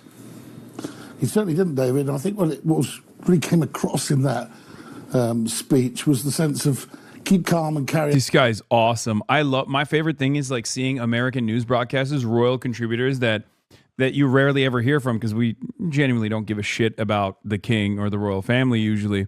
This one's exceptional because he is so rotund. I thought he was American. I did not expect that gammon accent coming out of him. I think that really that speech and the fact that it was able to, in a way, to almost unify the House, fucking, but also the king, I think yeah. silence a few of the critics back home in Great Britain who had said, why is he coming? He shouldn't be coming. Actually, it proved exactly why he should be coming, because he, with a deft touch and with a very powerful speech, he would have been, although it would have been prepared by the government, he would have been. Fox News calls Jimmy Kimmel the Hasan Piker of ABC News. He's Hasan Piker with an ABC logo. Dude, oh my God. Do I have that level of motion amongst the Republican media ecosystem at this point that they just use me as a catch-all term now? You're being a real Hasan Piker right now? That's what they're doing now? Oh my God. I'm a substitute term for evil? I mean, I take this responsibility seriously. The level of motion I have now is undefeated, is unstoppable. This is an example of Fox randomly saying your name in every segment they do now. Quote, look at Melania, so beautiful. Mrs. Trump, you have the glow like an expectant widow. What else could any reasonable, sane and sober person possibly conclude except that being a call for Trump, who works as hard as anybody on the planet, appears to be in excellent health, to be suddenly dead? Jimmy Kimmel is not a comedian. You know what he is? He's Hasan Piker with an ABC. What is happening? And ABC, which might as well be called MSABC at this point, just gave him a contract extension. Quote, what the? Look at. It's just, it sucks that like the reason why they've turned me into this like evil deity is because of Israel. So none of those like liberals will ever turn around and make jokes because they also have to present me as this like untouchable figure. Because if this was over me saying like the Republicans or whatever, then yeah, liberals don't care about that. They agree with it. They would have no issues with it. But like a lot of the prominent fixtures in liberal media also have a similar attitude about Israel that like Fox News has. You know, I have no idea how I became so infamous amongst Fox News boomers that they're now using substitute for evil. This completely defangs all your low-level haters. They must be fuming. Now they have a Nick Fuentes doesn't read as subversive when attacking you. He's just another shill in the chorus. Yeah, I mean, it's true. It's true. Radical Pikerist Raphael Warnock. Yeah. He's a real Hasan Piker, this guy. Unbelievable. Shout out to FD for this brief edit of you. Your subreddit is good sometimes. What is this? The FD signifier edit of Hasan goes pretty hard. I wish it could be turned into a full intro. What is this? Have I seen this before? Is this something I've seen already? Accountable, such as Hasan, the biggest person in the creation space. Hasan loves 9/11. What happened? I thought that was a successful campaign. Oh yeah, that was You Are Hasan Piker is the new You Are Hamas. Yeah, I can't believe it. I mean, look, I'm honored. I'm honored by this. Okay? They are united in their hatred of me, and I welcome their hatred. Okay? Go ahead. Keep at it. Keep at it, baby. Yeah, I mean, this is, what would you do in this situation? Blame Hasan Piker? We used to make these jokes about drama slop tubers, and it turns out mainstream media is now behaving like drama slop tubers. It's incredible. Like Fox News has officially reached drama slop tuber status. Have you considered you are simply the Hasan of Pikers? I have. Look, man, these guys are real villains, right? I must be doing something right. You got 220K views on your Bilibili comments and you being white Chinese. He really loves Bilibili. This Chinese tunic suit looks very handsome. Oh my God, Bilibili is posting the meat pic. That's crazy. The end result of this kind of media blitz just means you become as popular as AOC. I mean, we'll see. We'll see what happens. I recognize what's going on, though. It's not. It's definitely creating a unique danger in my immediate life. Van Jones did a 10-minute hit piece on me. I know. Van, dead Gaza baby Jones. Yeah. Omar Badar has already responded to some of this. Gaslighting alert. The Israeli government systematically targets women and children in its genocide, kidnaps thousands of Palestinian civilians in dungeons without charge or trial, and uses rape as a weapon against Palestinian men, women, and children. So why does Vance support it? Well, we know why he supports it. Rick Scott posted you again. Wait, I saw this. I quote retweeted this already. Ro Khanna was asked once again about appearances that he has made with me. And he, I replied to that.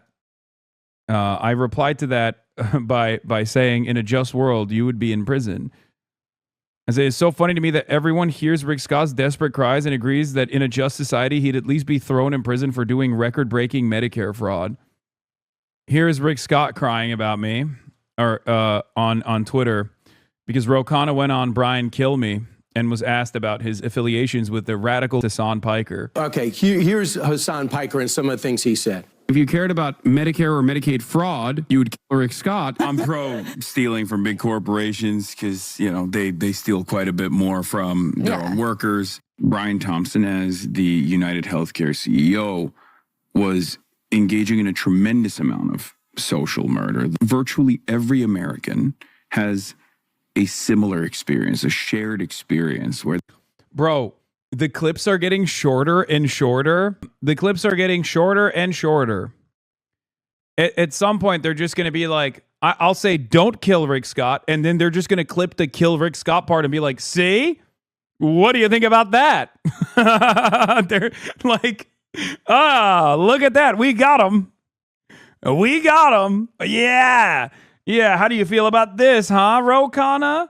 Yeah, you hear him? You hear his words? Okay, here's Hasan Piker and some of the things he said. They steal quite from as the CEO was engaging in a tremendous amount of social murder. Virtually every American has a similar experience, a shared experience where they have a loved one that spent their last days instead of spending them with their family, spending it on the phone, talking to their healthcare provider. I mean, this is just some of the stuff that he said. He says the Hezbollah flag is dope. He likes Hamas better than Republicans. Landlords are MFers. And you go and sit down with him and you put your reputation on the line and you want everybody else to take a step back? Well, Brian, because I have said that Hamas is an organization, Hezbollah is an organization. I was one of the first people who condemned it. Ban the spammer? No, this is a really good retort. Hey, Grok, why is communism, socialism elitist, bureaucratic, and classist? This guy is now replying to my other tweets with this. Like a question that he asked Grok, he's replying to my tweets with a question that he asked Grok elsewhere. Incredible work. Thank you, sir. Yeah, I didn't realize vexillology was illegal.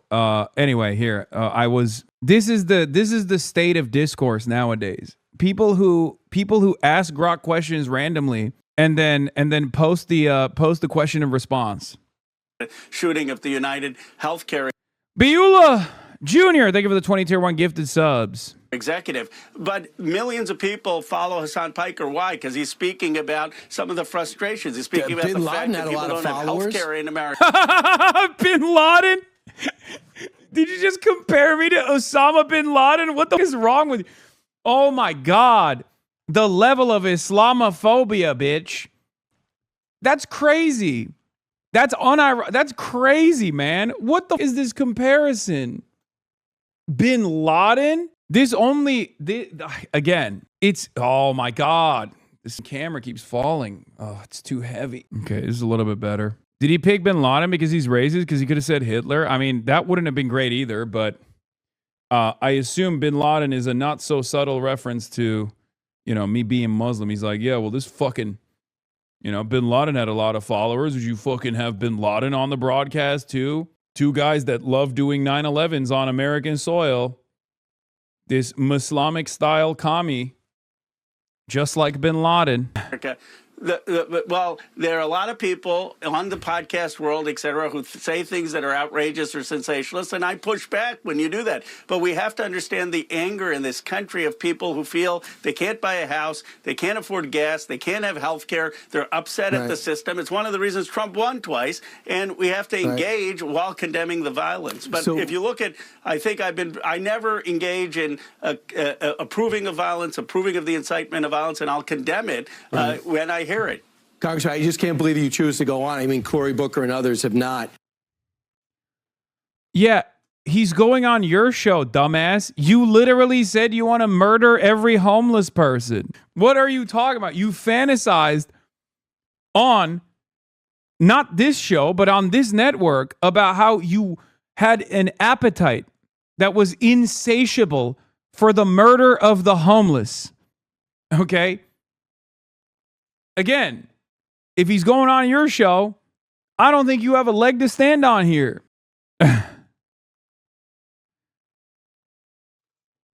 What are we doing?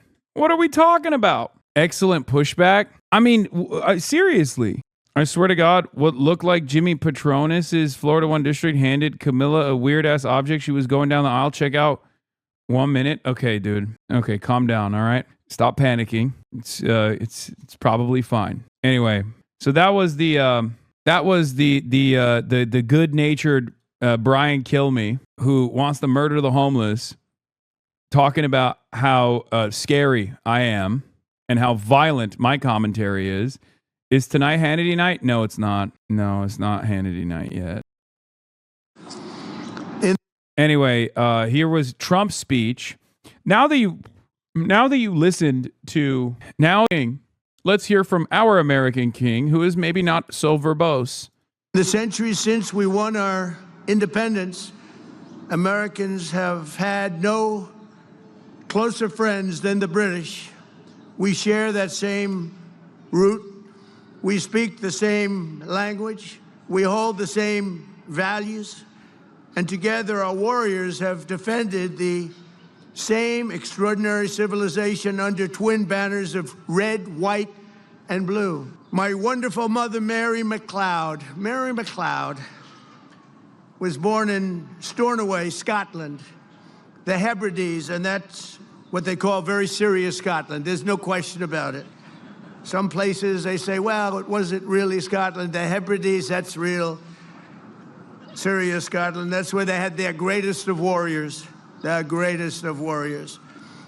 She came to America at 19, met my incredible father. We loved him so much. We all loved him. We loved her. We loved him, Fred, and they were married for 63 years. And excuse me if you don't mind. That's a record we won't be able to match, darling. I'm sorry. Just not going to work out that way. We'll do well, but we're not going to do that well. 63 years. And my mother, I just see it so clearly. She loved, and I told the king this, she loved the royal family. And she loved the queen. And anytime the queen was involved in a ceremony or anything, my mother would be glued to the television. And she'd say, look, Donald, look how beautiful that is. She really did love the family. But I also remember her saying very clearly, Charles, look, young Charles, he's so cute. My mother. Wow, he's a fantastic yapper. Fantastic yapper. He made a joke that he's going to die soon. I mean, he does. He makes those jokes all the time. Isn't Fox News in New York City? You should go on. Buddy, that's not how this works, okay? I don't just decide to appear on Fox News and then they're like, oh yeah, let's do it. First of all, Fox News has a similar attitude to Asmongold. Not only are they identical in their worldview, but they're also identical in their cowardice. They would much rather clip me out of context and address the clips instead of actually have me appear on their broadcast, because God forbid I might convince some of their fucking followers. Okay?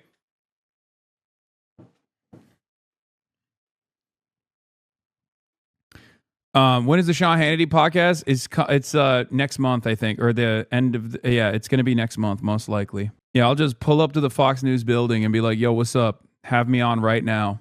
I'm Brian Kill Me.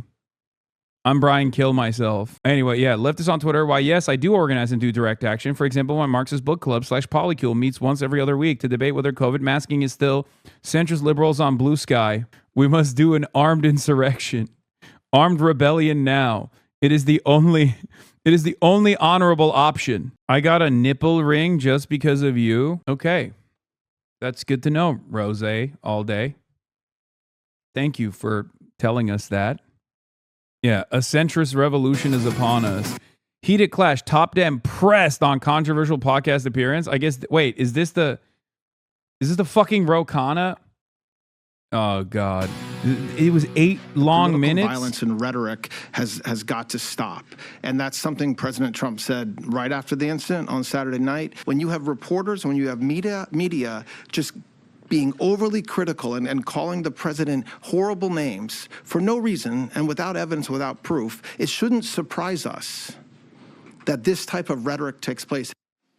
And that was Todd Blanche, the acting Attorney General, yesterday. Saturday shooting at the White House Correspondents' Dinner, prompting more calls to end political violence and the rhetoric fueling it. Democratic Congressman Ro Khanna is pushing for a bipartisan commission to end political violence, and he joins us now. Congressman, how would this look? How would this go forward? You going to analyze it? Are you going to set up a criteria or a marching orders or a to-do list? Well, it's first an acknowledgement that political violence is out of hand, that it is affecting people in both parties, that we both parties have a responsibility to address it. There should be a national commission, and we can look at concrete things. One, the role that social media is playing in amplifying the most sensational, outrageous content that sometimes incites violence. Second, looking at mental health issues. Third, looking at how we can have intervention when you have someone sick, like the person who was tried the attempted assassination on the president and his cabinet. How do we get earlier intervention? And finally, what are the standards of how we can all do better in our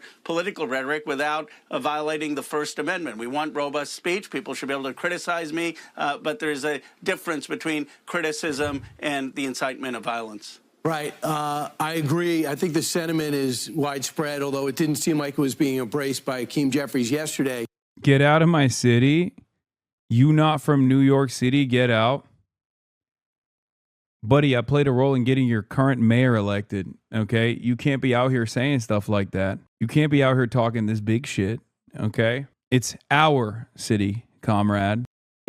But, Congressman, do you think it was a good move to have that spirit of what you just said and sit down with somebody like Hasan Piker? Well, look, Hasan Piker is part of the First Amendment. I go on Sean Ryan. I've gone on Flagrant. I've gone on Hasan Piker. I go left, right. People criticize me for coming on Fox News. Not that I'm comparing you to other podcasts, but I have... You should, because I demonstrably am not anywhere near as toxic, as repulsive, as cancerous a fixture in American politics as Fox News is. I guess when he says, I'm not comparing you guys to podcasters, he means you guys are much worse, right? You're in the Constitution? Yeah. Well, that's an elected representative saying my name is in the Constitution now. That's how it works. That means I'm the First Amendment.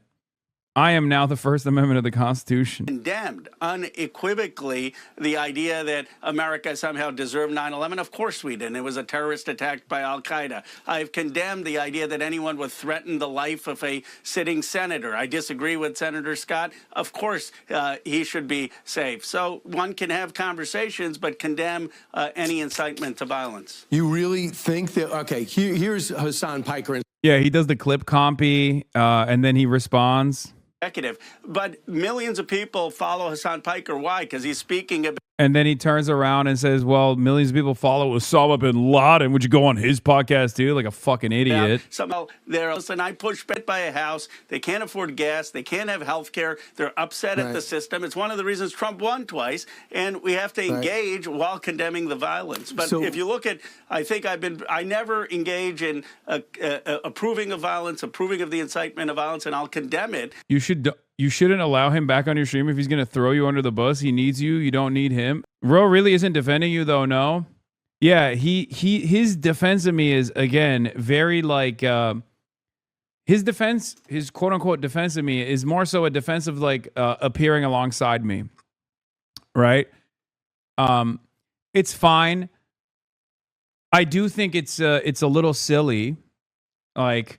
My expectation isn't for elected representatives to know exactly the context of all these out-of-context clips that they're fucking using. But it is to say, look, man, like, I don't agree with everything that this guy says, but at the end of the day, he has a right to say it.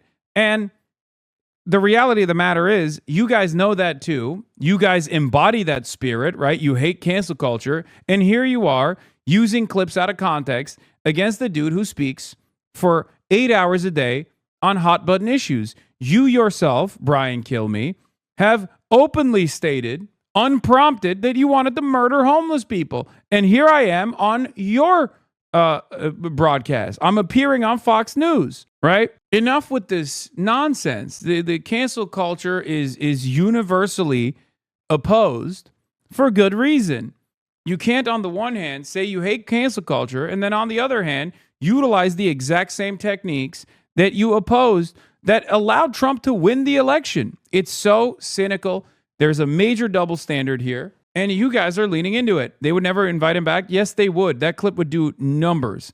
That clip would, the first representative that brings up this double standard will get LeBron numbers, okay? Are you kidding me? Liberals would love that. Liberals love the hypocrisy arguments, and there is nothing more hypocritical than an entire movement that runs around with this like anti-cancel culture initiative only to turn around and do the exact same thing. Habibi, out of context is wild. When you said America deserved 9/11, what context is missing? We're not talking about that, you fucking baboon. You fucking donkey, you fucking moron. Is that what he was talking about here? You fucking dingus. He's making it seem like I'm pro-murdering Brian Thompson, you fucking idiot. God, I have such little respect for you. I have no respect for you at all. Don't ever fucking call me Habibi, okay? You moron. Are we supposed to do this every time? Are we supposed to do this song and dance every time? Do you want me to do that every time to like explain that analysis does not equal endorsement? You know, pretty basic stuff overall. That if you chop up someone's statements down to 2 seconds, you can make them appear as though they're in support of anything on the fucking planet. Here, let me do that to you right now, okay? Imagine, out of context, okay?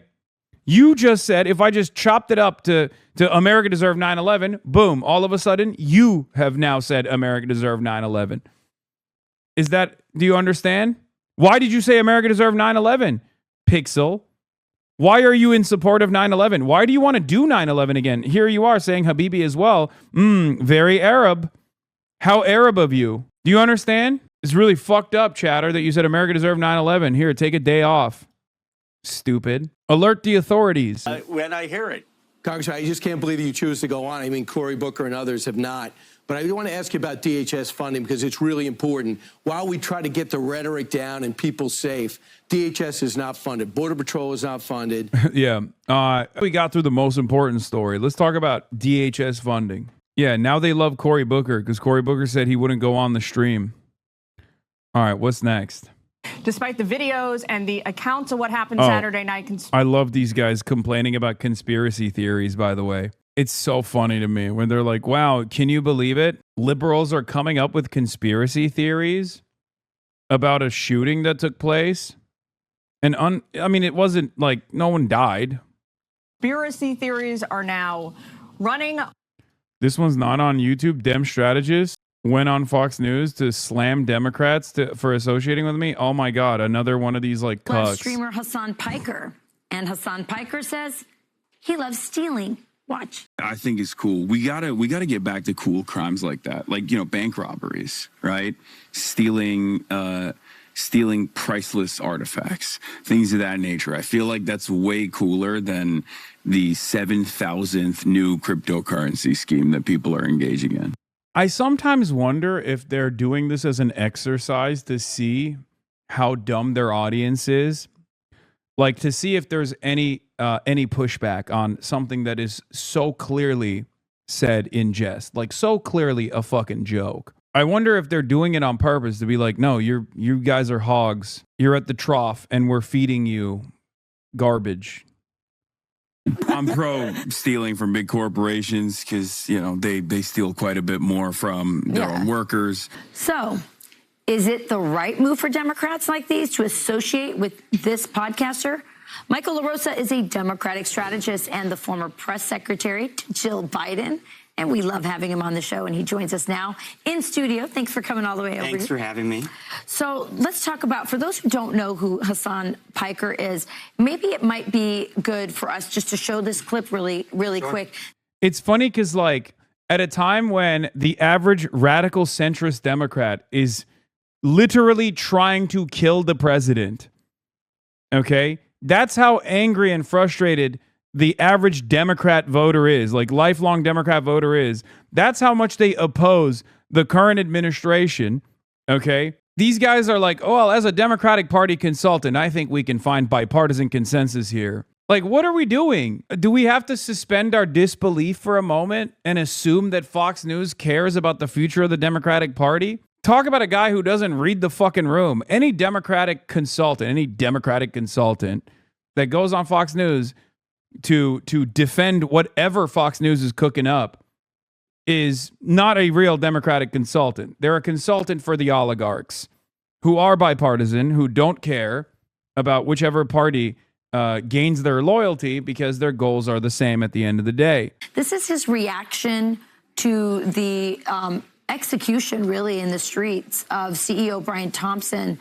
Watch. Brian Thompson, as the United Healthcare CEO, was engaging in a tremendous amount of social murder. Virtually every American has a similar experience, a shared experience where they have a loved one that spent their last days, instead of spending them with their family, spending it on the phone, talking to their healthcare provider, to maybe get a little bit of economic respite. That is the reason why I think the reaction to Luigi Mangione, especially by younger generations, was not so negative. All right, Michael, he's a Luigi Mangione fan. What do you make of this? Is this what you guys want for the party? No, well, it's not what I want. That's disgusting talk. And, I have to be honest with you. You could waterboard me all day, and I couldn't tell you anything about this guy. I had to Google him a couple weeks ago. But the fact that people are paying attention to him, I think we embrace him at our own peril. The vast majority of Democratic primary voters, they're just normal, common sense people. I mean, Bernie Sanders, Elizabeth Warren, Yeah, normal, common sense people. You know who else made that same take about the devastation born out of paywalling healthcare, for-profit healthcare insurance companies? Elizabeth Warren. Elizabeth Warren is not exactly a fan of mine, okay? As a matter of fact, I don't think she likes me at all, okay?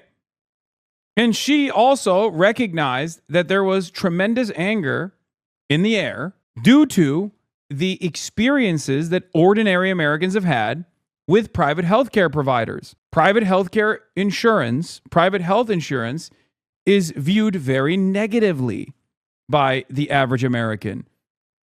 You don't have to be a Democratic Party consultant to recognize that. But I guess if you are a paid shill for these corporations, you're paid to act obtuse intentionally, to act oblivious to this reality, the reality that the average American actually despises private health care. could not make the case for themselves in a Democratic primary. So I look at the faces on the screen there, and I think, oh, well, you know, good luck.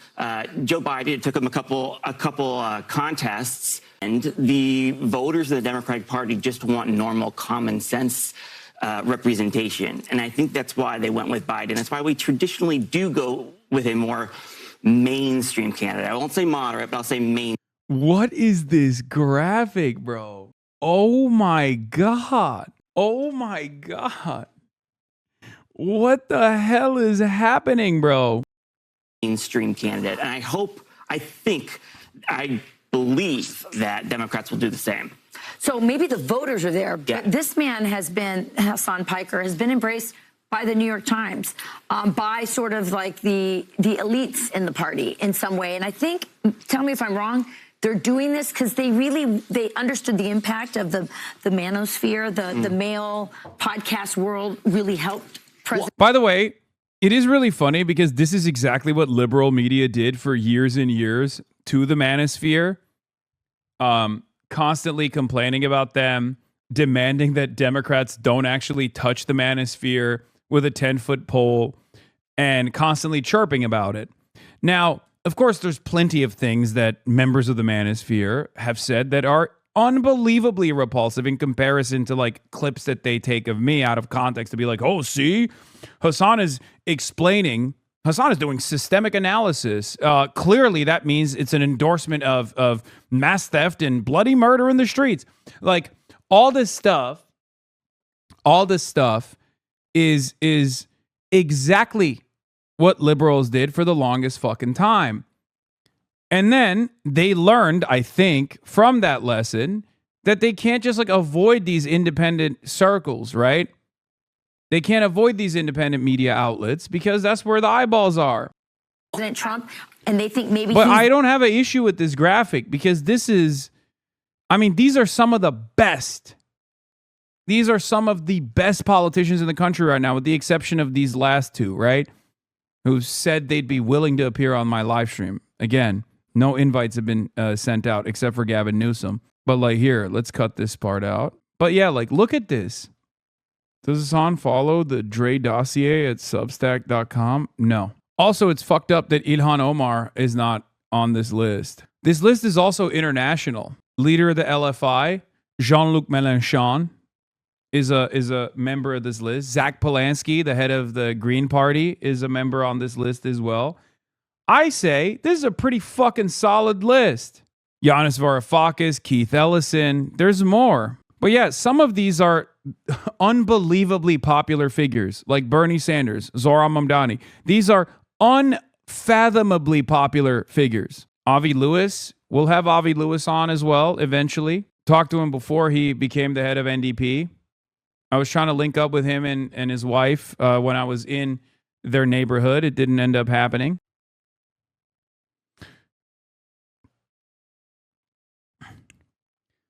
I think this is a disciplining operation in some respects, or at least the Democrats are treating it as a disciplining operation. They can't yell at every single fucking voter, so they have to like yell at a person that they have figured out is a easier target than like basically yelling at their voters for having similar opinions, right? They're trying to scold the base of support. But I think the reason why the Republicans are doing this is because they're also worried. They're worried about left populism growing in the country. They're Rogan, and so they embrace him instead of do what you're doing, which is criticize him. Yeah, and I think that that would be a mistake to interpret the election as if the podcast was the only thing that made Trump appealing to I didn't say that, for the record. I said the exact opposite. Voters, or that made Kamala Harris less appealing.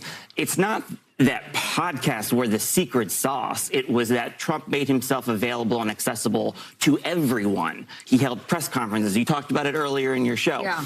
His accessibility, it took 2 months before Kamala Harris could even do a press interview. Right. And that's what killed her. It was the appearance and the perception that she was hiding something. And so the New York Times, by platforming people like that, I'm a little shocked because I read the New York Times. I'm one of those Democrats who still admires the Times and reads it and respects it. but I don't understand the platforming or why somebody like that is worth the platform of the New York Times. Yeah, well, we'll see what happens here, but it is an interesting development. We'll see if the common sense Democrats. I mean, yeah, you're on fucking Fox News agreeing with Fox News. If you are a Democratic Party consultant in any way, shape, or form, you should not find yourself on Fox News agreeing with Fox News at all. Yeah, by the way, this is now the third or fourth poll showing Abdul making demonstrable gains in the wake of the epic Hasan freakout. He still has a long way to go, but it was clearly a blunder on the part of the establishment and one that could gain permanently Abdul massive attentional strength. U.S. Senate Michigan Democratic primary polling average from race to the White House, 428, 2026. Abdul El-Sayed at 23.3. Mallory McMorrow at 21.3. Abdul El-Sayed taking the lead here on this poll. Okay. Abdul El-Sayed also just secured the endorsement of the National Nurses United, 225,000 members. He's the only Michigan Senate Dem backing Medicare for all. Elites have done the Streisand effect so many times that it beggars the imagination that they still believe the strat works. I think it would have worked. Here's how it would have worked, okay? I'll be very honest with you. If after this like wave of negative fake controversy, I, hid away and the only information you could find on me wasn't my past library of commentary, but instead what people have said about me, right? But that's not how that works because I'm a media figure myself. Then it would have worked. If I was a, student protester that they were disparaging this aggressively, then yes, it would have worked because student protesters on college campuses don't have major media platforms. They can't defend themselves. That's number one. Number two, you a scary chicken and you know it. I'm a scary chicken? I'm a chicken with scars? Sure. Okay. Number two, it also would have been effective if Abdul El-Sayed or numerous other figures that I've appeared with backed away and were like, I'm so sorry that we did this. That would have been somewhat annoying for me to deal with, but it also would have made them look bad. Not because I have like a large audience of like sycophants who would have punished these candidates or anything like that, right? But the reason why that would have looked bad is because then they would have admitted guilt for no fucking reason. Okay, it would have made them look weak. It would have made them admit guilt for no real reason, and it would have become a real controversy. But it's not a real controversy. It's one that just invites more attention to the candidates now, who can just stand on their principles and say, look, I have a principled stance I'm not inconsistent on this, that I'll go to anyone and talk to anyone, right? Two, these are some of the issues that I care about. He aligns with me on those issues. I agree with him on, some of the things. I disagree with him on others. Who cares? It shows that you are open-minded, okay? And last but not least, they're not backing down from cynical lines of attack. It's good. Them not distancing themselves also gives the freedom to other progressive Dems to say, nah, fuck that. I'm not stepping away. Exactly. I sent my parents who were Cuban-American Republicans who watch Fox News, your Cuba mini doc, and they were both blown away. They didn't believe you were the same guy Fox was talking about. Yeah. There's another Senate poll that came out showing Stevens in the lead, which is crazy, unbelievable. But El-Sayed at 23 to Stevens at 25, McMorrow at 16. Okay? This is really good. Within striking distance, within a margin of error. I don't believe any of the polls that show Stevens in the lead, I'll be honest with you. I feel like those are base boosted. I don't know how the fuck they're polling. Because there's no way in, like, I will tell you right now, I do not think Stevens has a shot. I don't think Stevens has a shot at winning the primary, and I don't think she has a shot at winning the general. Okay? If by some insane stroke of misfortune, Haley Stevens wins the primary, I would obviously be devastated because Abdul is fantastic, and it would be a massive miss for American democracy. But it would also mean that I just genuinely don't understand the electorate at all. Like because I understand certain things, right? If you have more money, which Stevens certainly does, and you get the machine, the Democratic Party machine on your side, which Stevens also has, then yeah, you get plenty of advantages in a race. But Haley Stevens is such a black hole of charisma, so unbelievably bad as a politician, that even all of those structural aids is not going to make up for that clear distinction between her and even Mick Morrow. I'm not even talking about Abdul in this situation. Abdul is a league, many leagues above Haley Stevens as far as like a charismatic orator. But I genuinely don't understand why anyone would vote for her. I don't get it. I don't understand it. In any case, let's get to Fox News now complaining about liberals engaging in conspiracy theories. Fox News is famous for trafficking in conspiracies in the aftermath of every single mass shooting, every single violent incident. Fox News is right there, ready to lie about what actually took place, and now they're complaining that the liberals are doing the same. Let's take a look. Rampant on social media. Some accounts are even questioning whether the entire thing was staged, much like they did the attempt in Butler. The Washington Post says this, quote, about a fifth of the left-wing and liberal influencers and politicians who posted about the shooting used conspiratorial language, according to a post-analysis of social media posts and podcasts. Oh, just nonsense. Hugh Hewitt is tearing into the media's coverage on this, writing on Fox Digital, Trump saw what the Truth Legacy media missed. Sick minds are fueling violence. He joins us in moments with more. First, now we go to Justice correspondent David Spunt. He's got an update on the suspect live right here in the D.C. newsroom. Hi, David.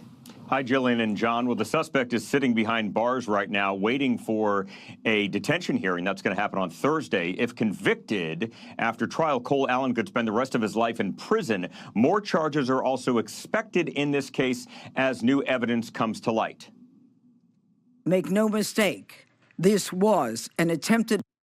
The 31-year-old from Southern California, who authorities say stormed through a security checkpoint at that dinner on Saturday, also facing charges of transportation of a firearm in interstate commerce and discharge of a firearm during a crime of violence. Authorities say that Allen, transporting weapons he purchased in California, took a train from California to Washington, D.C. last week. Fox is told he checked into the Washington Hilton Hotel just one day before the dinner, was armed with a 12-gauge pump action shotgun, a .38 semi-automatic. Oh, I didn't realize transporting firearms was illegal. I didn't realize I was living in communist China. Oh, I'm sorry. It's illegal to transport my God-given firearms and my God-given rights that I'm exercising in God's favored country, the United States of America. I didn't realize this was communist China, brother. Did you cover UAE leaving OPEC? No, dude, not yet. Okay, not yet. I will get to it. God damn. 3 knives when he made his move. I love these chatters, though. Like the chatters who are like, I am aching for geopolitical analysis. Dude, I need to know what the fuck is going on in the Hormuzzi, okay? We are situation monitoring enjoyers. We are investigating this matter fully. We will apply the law fairly, and we will ensure that accountability is swift and certain.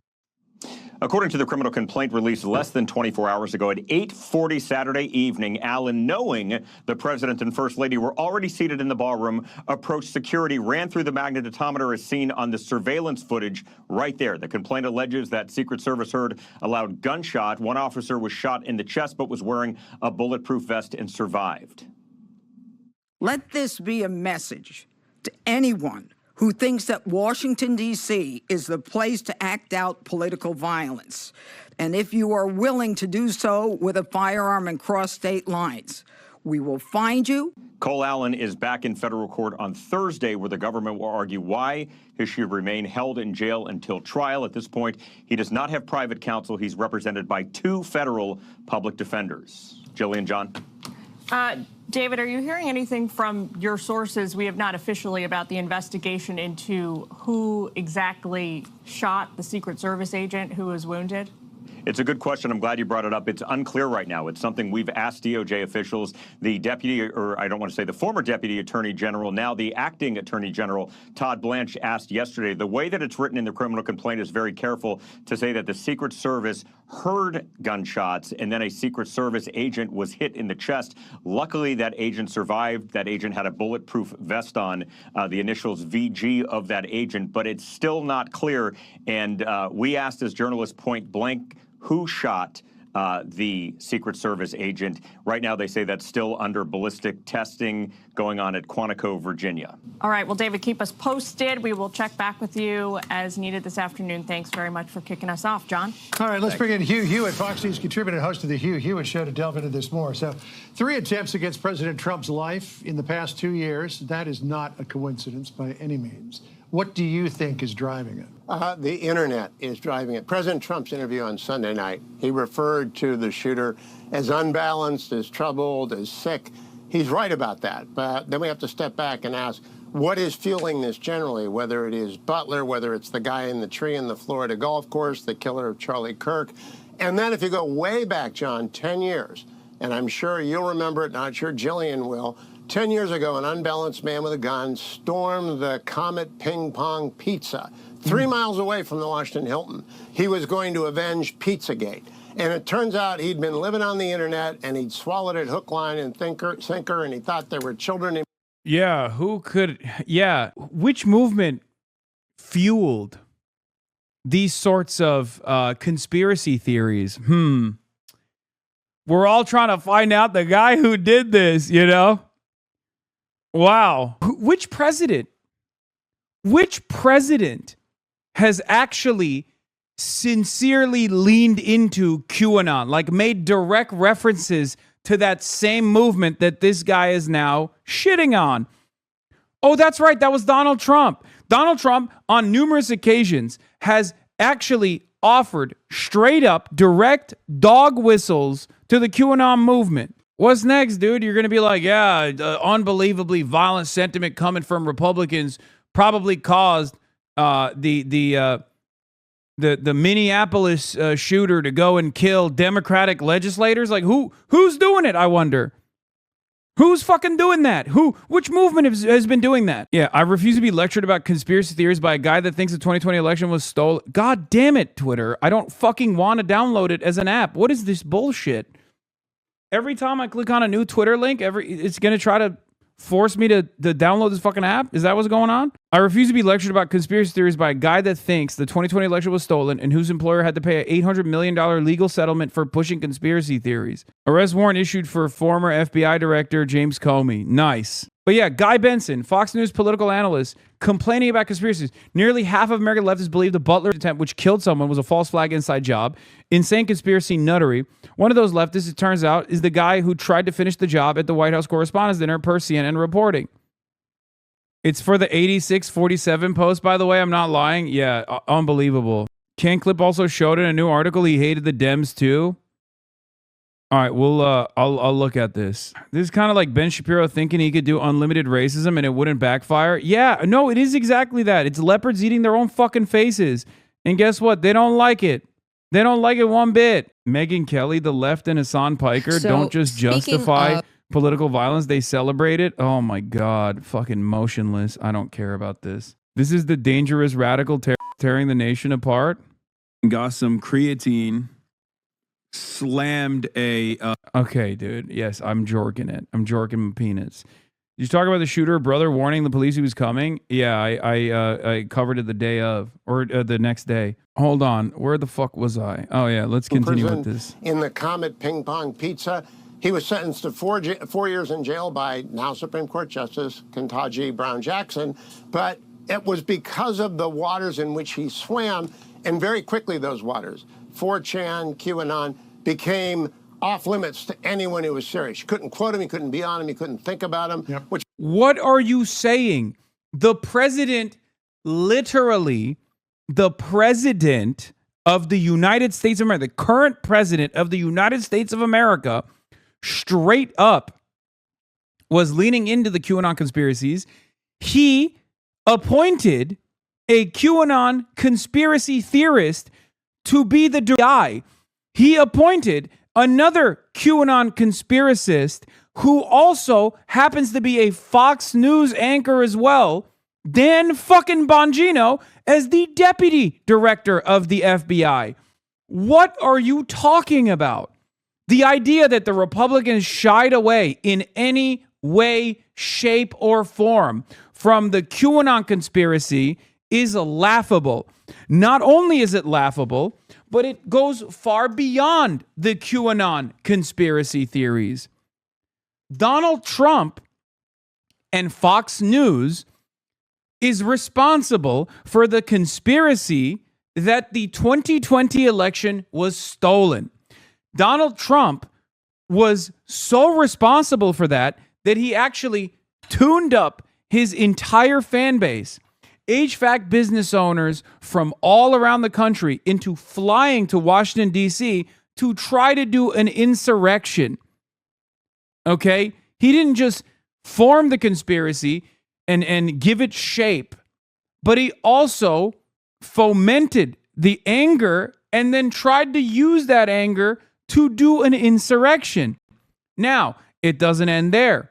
Okay? Fox News knew that this was a lie, as we now know, because they were, texting one another about how much they were fucking lying about this conspiracy theory. But Fox News, why do we know about this? Because Fox News got sued by Dominion to the tune of $800 million. Fox News was sued by Dominion successfully and was awarded, or not Fox News was awarded, but Dominion was awarded $800 million. Okay? For openly and knowingly lying about the election being stolen. So what are you saying when you're talking about, oh, well, the conspiracies are running amok nowadays, it's crazy? No, you're just pissed that liberals are doing it. And it's not liberal mainstream outlets doing it in the same way that Fox News does it with regular frequency and still does it to this day. In the aftermath of every single shooting, Fox News, alongside the entire independent right-wing commentary circuit, will lie and say, oh, this is another transgender Antifa shooter. They openly trade in conspiracies every single time there's a breaking news event. Every single time. Okay? This is even more unbelievable than them complaining about violent political language. Okay? It's even less believable. You have no leg to stand on, man. What are you fucking saying? This should be read as them upset that they can't entertain conspiracy theories to the same success as they once enjoyed. Partially because now liberals have lost their dang minds too, and they're so frustrated, they're so rudderless, they're so angry that they're like, yeah, it must be a conspiracy. It must be for the ballroom.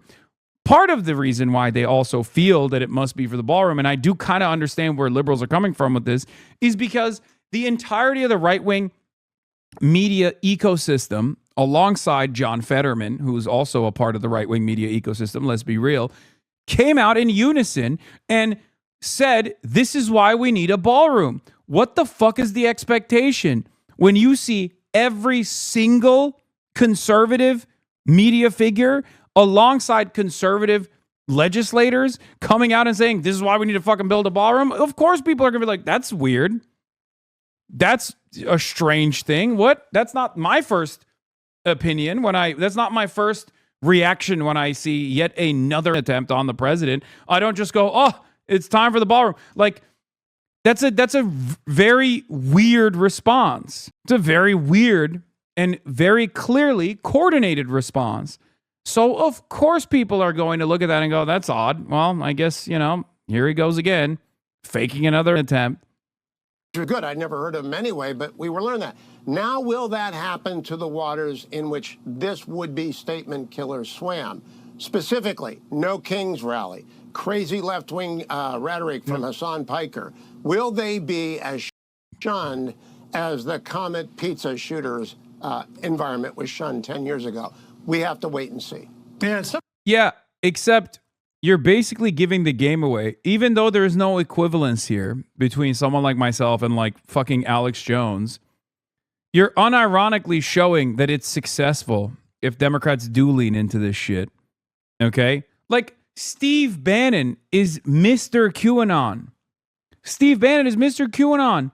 Steve Bannon is still someone who is welcome in the White House. Steve Bannon also was an ally to Jeffrey Epstein. What are you saying? This is, you know what this reminds me of in some ways? It reminds me of America being like, whoa, whoa, whoa, you're not supposed to attack our military bases in the Gulf states. What are you doing? Like when America or Israel finally meets a country that's like willing to fight back, they're like, what? That's illegal. What the fuck? What do you mean you're blowing up our radar systems? Wait, don't you know that's not in the rules? Excuse me. Only we get to blow up whatever the fuck we want to blow up. I treat a lot of these mentions by Fox News and also many prominent, right-wing Democrats as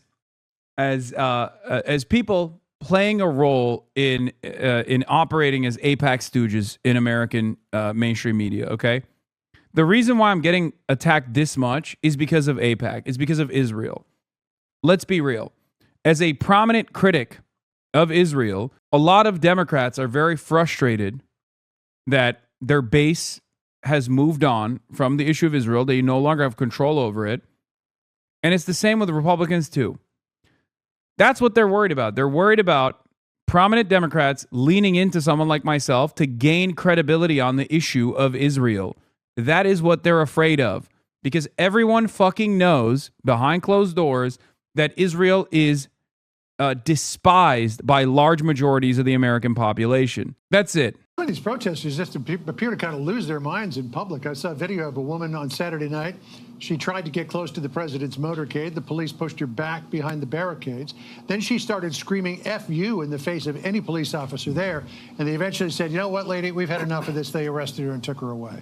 I mean, there's a long history of this. Predates the internet by decades, hundreds of years. Oh, yeah. Long histories of assassinations and attempts in this country.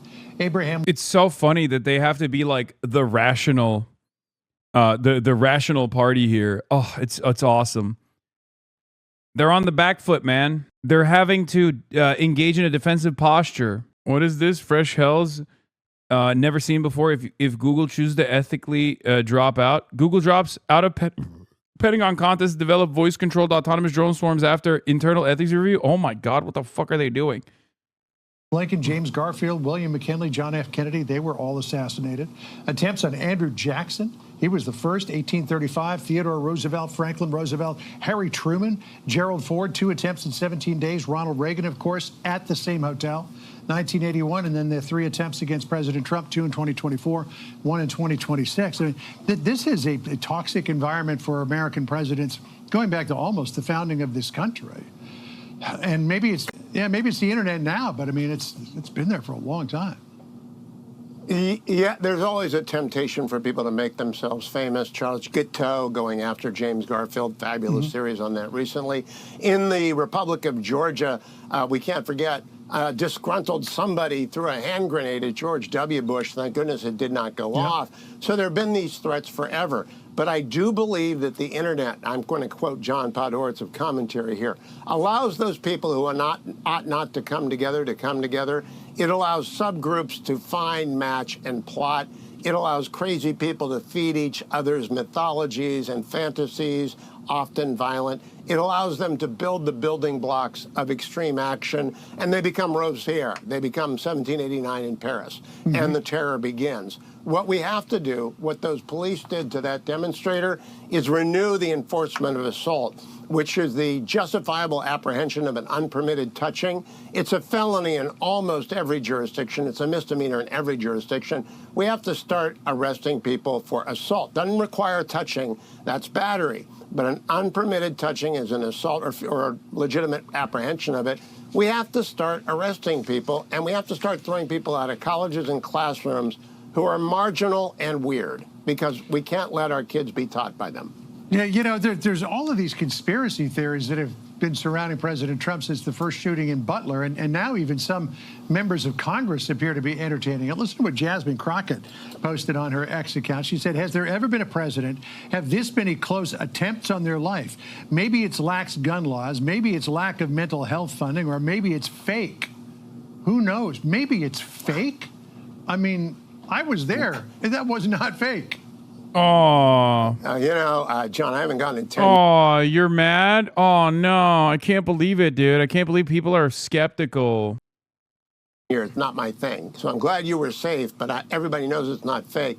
Jasmine Crockett knows it's not fake. That's the attention economy. That's the monetization of rage. That's the clickbait that keeps her in the public eye. That is the damning part of the internet. People get rewarded for being outrageous, and to keep that up, you got to say more and more outrageous things until suddenly you've got Hasan Piker campaigning with El Sayed in Michigan. The What the fuck does that have to do with anything, man? It's so funny. These guys get mad at me when they're talking about like conspiracies are bubbling up when I'm like I'm the last remaining anti-conspiracy theory guy on any side. Like, that's what's so fucking nutty. They bring up my name like they have a contractual obligation. Would-be Senate nominee, and you've got real trouble on your hands. So it is for you and for me and for everyone with a platform, whether on radio or television, to simply call out those who are crazy and dealing in conspiracy theories and say, you're crazy, you're dealing with a conspiracy theory, I'm not giving you the time of day. That includes Jasmine Crockett. Yeah, you say that you haven't gone Jasmine into Crockett. To this country. Now to the assassination party. That's the focus of tonight's angle. They're calling the Now, Democrats he's one of the, I think, most beloved figures in the entertainment industry, mainly because he's a trusted They're calling the Democrats the assassination party. source of poisonous anti-Trump rhetoric. This morning on the freshly paved over Rose Garden, our commander-in-chief presided over an important American tradition, the annual pardon of the turkeys. See, fascists have fun, too. It's fun. And I know a lot of people have been comparing. Yeah, they're so mad that like people keep calling Trump a fascist or a Nazi. It's so funny. It's like, yeah, he should stop being a Nazi or a fascist, and then people will stop calling him that. It's a time-honored tradition, man. It's a time-honored tradition. Okay? Dare I say a socialist tradition, certainly an anti-imperialist tradition, to call American presidents Nazis. Okay? Republicans did it to every single Democratic president, and many people all around the world unconditionally say it to every single American president, right? Democrat or Republican, it doesn't really matter, with some exceptions. But it's very funny now that like we can't even fucking say it. We can't say an American president that's behaving like a fascist is a fascist. It's unacceptable. Oh, you want him to die. It's like, no, I just want him to stop being a fucking fascist. That's what I want. Trump to Hitler lately, but there's some major differences between, for instance, Hitler was married to a woman who loved him. We had some new lows over the weekend with the MAGA gang desperately trying to characterize this kid who murdered Charlie Kirk as anything other than one of them. Of course, Kimmel's more of a frustrated MS Now pundit than a comedian at this point, unless you think assassination is funny. This was the ABC star just 2 days before the third attempt on Trump's life.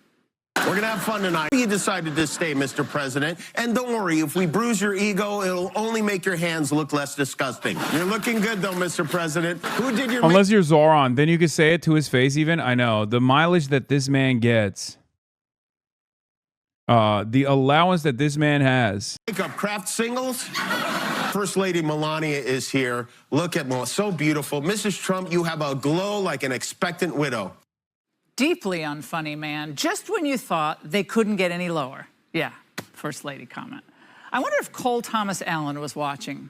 The language in the suspect's manifesto echoes what we hear regularly unleashed against the president. It's now become normalized. But after being targeted herself Saturday night, Melania has had just about enough. Posting on X, people like Kimmel shouldn't have the opportunity to enter our homes each evening to spread hate. A coward, Kimmel hides behind ABC because he knows the network will keep running cover to protect him. Enough is enough. It's time for ABC to take a stand. How many times will ABC's leadership enable Kimmel's atrocious behavior at the expense of our community? Well, President Trump echoed her statement and saying outright that Kimmel should be fired. Now, imagine what the Democrats would have done. Do you realize that Jimmy Kimmel is the Hasan Piker of ABC? I know. If there had been not one, not two, but 3 attempts on the life of Barack Obama. They probably would have... Wait, there were. What are you talking about? There was like, I think there was 11 total attempts on Barack Obama's life. Like, there's more than 3 attempts on Trump's life as well. But the only unique one is the Butler one, because like the Butler one, maybe you think it's staged. Maybe you think it was real. I'm not going to say anything. Okay.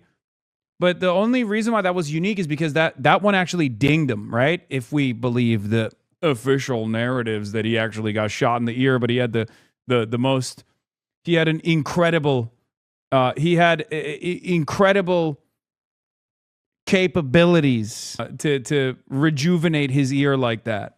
Okay. Imagine the meltdown if you went on Kimmel. I know. Who do we know that knows Kimmel? Does Tim Heidecker know Kimmel? Super TF can get you in there. Super TF, a big Jimmy Kimmel friend. Phineas? Tried to shut down the entire Maybe. Republican Party altogether by now. And speaking of Obama, his first reaction on Sunday was kind of a pro forma rejection of violence on both sides. Wow. Not enough. Obama should only call out violence coming from the left and not the right, okay? Former President Barack Obama should actually say, it's good when the right does violence, and it's only bad when the left does violence. That's what he should have said. Even then, you'd probably find a way to fucking complain about that too. Adding that the shooter's motive was unclear. Unclear? Come on. You went to Yale, right? But after the first two attempts on Trump's life and after Charlie Kirk was killed, it was obvious the Democrats hadn't learned a thing. They not only didn't stop their venomous lies, they upped the ante. What Donald Trump wants is a one-party MAGA dictatorship. Donald Trump is a dictator. He thinks he should be allowed to do and give whatever order he wants because he's a wannabe dictator. We are in an era of maximum warfare. Maximum warfare. And what's worse, that none of them... So scary. So scary. I can't believe it. Hakeem Jeffries. How many subs from chat to get you in these?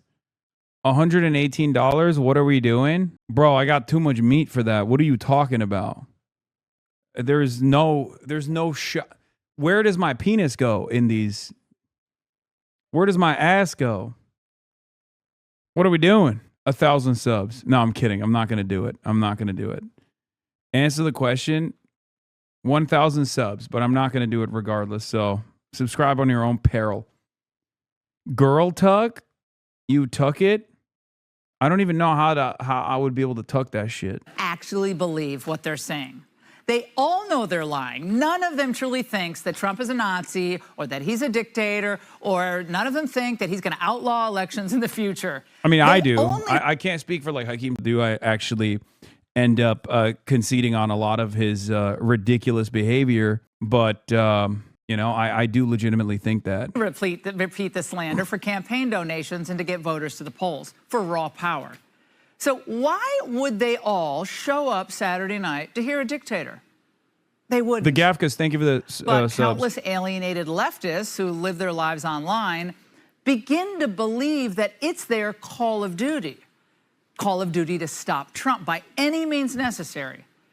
It's assassination couture, and the Democrats' new pro-Hamas pinup boy wears it well. He's called for the murder of... Thank you for saying that I wear it well. Thank you. The pro-Hamas pinup boy, who's wearing the radicalism quite well. Senator Rick Scott said that the streets should be soaked in red capitalist blood and rationalize the murder of a healthcare CEO. He's a militant Nepo baby twerp influencer delivering a Democrat call to arms. Twerp. The top leaders of the Democrat Party may stop short of his language, but still, in the shooter's manifesto, their words echo. He's insecure. He's a wannabe dictator. He's acting like a king, a despot, a wannabe dictator. And as a candidate, he was acting as an outlaw candidate. And I would say he was acting like a tyrant. Of course, when Democrats... Wow, these unbelievably scary statements coming from the governor of Illinois and Jamie Raskin. It's so funny when these guys behave like this because they're basically saying, like, you're not allowed to say the truth about the president, okay? You are not allowed to say the truth about the president. Please shut the fuck up about the president being a fascist. It is hurting our feelings, okay? You literally want him dead if you say you don't like the president. This kind of commentary closely resembles a child in kindergarten. Okay. Oh, you want me dead, like a drama queen. That's what Fox News is. They're a bunch of fucking cry bullies. It's crazy. Though they deny it.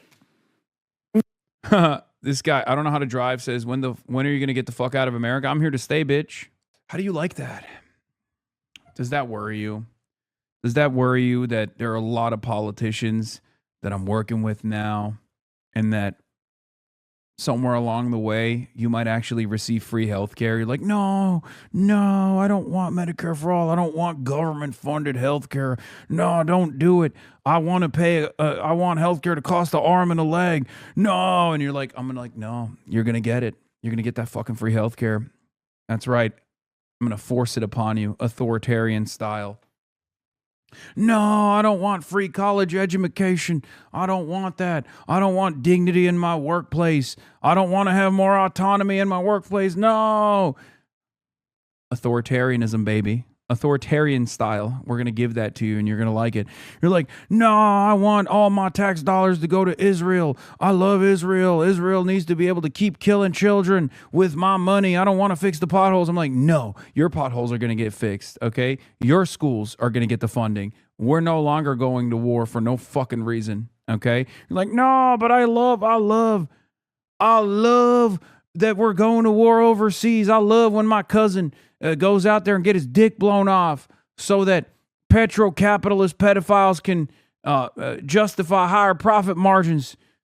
Only thing they care about is shareholder value increasing. That's what I like. I like this system. No. And I'm like, no, we're going to change that, okay? You're going to have more just, more equitable outcomes. We're going to take all the productive output that we have here in this country and use it for good, use it on ourselves. No, we got to give it to Israel. Nope. That's the type of authoritarianism I'm representing here, okay? Malign influence on American politics. I'm pledging to fill every hole in America, okay? Every pothole. You have, and as many of your fellow Democrats, have used some heated rhetoric against the president. And do you think twice about that when something like this happens? What rhetoric do you have in mind? Just talking about... Yeah, Dana Fash, handshake emoji, Fox News. Some of the fact that he, is terrible for this country and so on and so forth. I understand that that's your democratic right, but overall, do you I have a no responsibility? personal problem with Donald Trump at all. I mean, I talk about the policies of this administration, the authoritarianism like we saw on display in Minneapolis. Oh, he doesn't believe that. It's all a lie. So you know what I'm saying tonight? Now it's time for the party to put up or shut up. Answer this question. Do you want to stoke a revolution against this government or not? Because all of you, your language calls for revolution. Now, we all studied our American history, so we know there are times when violence is the answer, when we're facing a tyrant, right? Or or a real danger on the other side because of an elected official, right? That's our whole Declaration of Independence. So Jeffrey, Schumer, Pelosi, Warren, Raskin, if you don't want this to continue, you must unequivocally say on camera that the president is not a dictator, he's not a fascist, and that he's a duly elected president of the United States. Vigorous debate, aggressive debate, that's great. That's fine. We all do it. But some things are beyond the pale. He's not Stalin because you disagree with his approach to the war in Ukraine. Thank you very much. It's not enough for Democrats to condemn the violence on both sides. I don't want to hear that either. They are trying to kill our president. So I have a suggestion tonight. Try beating Trump on the issues. Why not offer the country something positive? You tried phony Russia collusion, you tried impeachments, you tried indictments, you tried casting him as Hitler to energize your supporters. None of it worked. Will you ever learn? Do you want to learn? Be sure to like and subscribe for all. When you have media. I'm telling you, I think they're losing their grip on power. I think they're losing the popular momentum that they thought they had when they never really had it, even though they won the election. And that's it. That's the reason why they're just like desperately flailing, trying to hold on to anything, trying to engage in an endless cycle of perceived victimhood, self-victimization. These are cries of desperation. Okay? What is this? I will shout it until I'm blue in the face. The fact that Trump has 10 years of trafficked in conspiracy theories and sowed public mistrust is a part of the reason people are susceptible to conspiracy theories about him. Understanding why people believe conspiracies is different than promoting and encouraging believing conspiracies yourself. Trump being a liar doesn't mean people in the commentary business should suspend disbelief about what is real. This is bad and is incumbent upon people with platforms to push back on it. We have rapid fire still photos of Trump grabbing his ear in Butler. From the New York Times, a man died. Trump was treated by a nurse at a hospital. All these people are in on the conspiracy. Lunacy. No pro-democracy interest is served by living in unreality. Yeah, except, Tim, have you thought it's kind of funny? Have you thought about how funny it is? You know? Listen, I've let my thoughts be known about the Butler assassination attempt time and time again. But if someone were to come up to me and be like, hey, you know, I think the assassination was staged, I'm not going to sit there and I just don't have the bandwidth, you know? I don't have the bandwidth to just argue with people. I am an agreeable person. I'm an agreeable person. You know, if someone were to come up and be like, Hasan, I think the White House Correspondents' Dinner assassination attempt was totally phony. It was totally staged so that Trump could justify building a ballroom after the Supreme Court struck down the funding for Trump's ballroom and said there aren't significant security concerns. And perhaps that's the reason why everyone in unison on the Republican media side said this is exactly why we need to build a ballroom. I'm an agreeable guy. It's tough. It's tough. You're making you're making a convincing argument to me.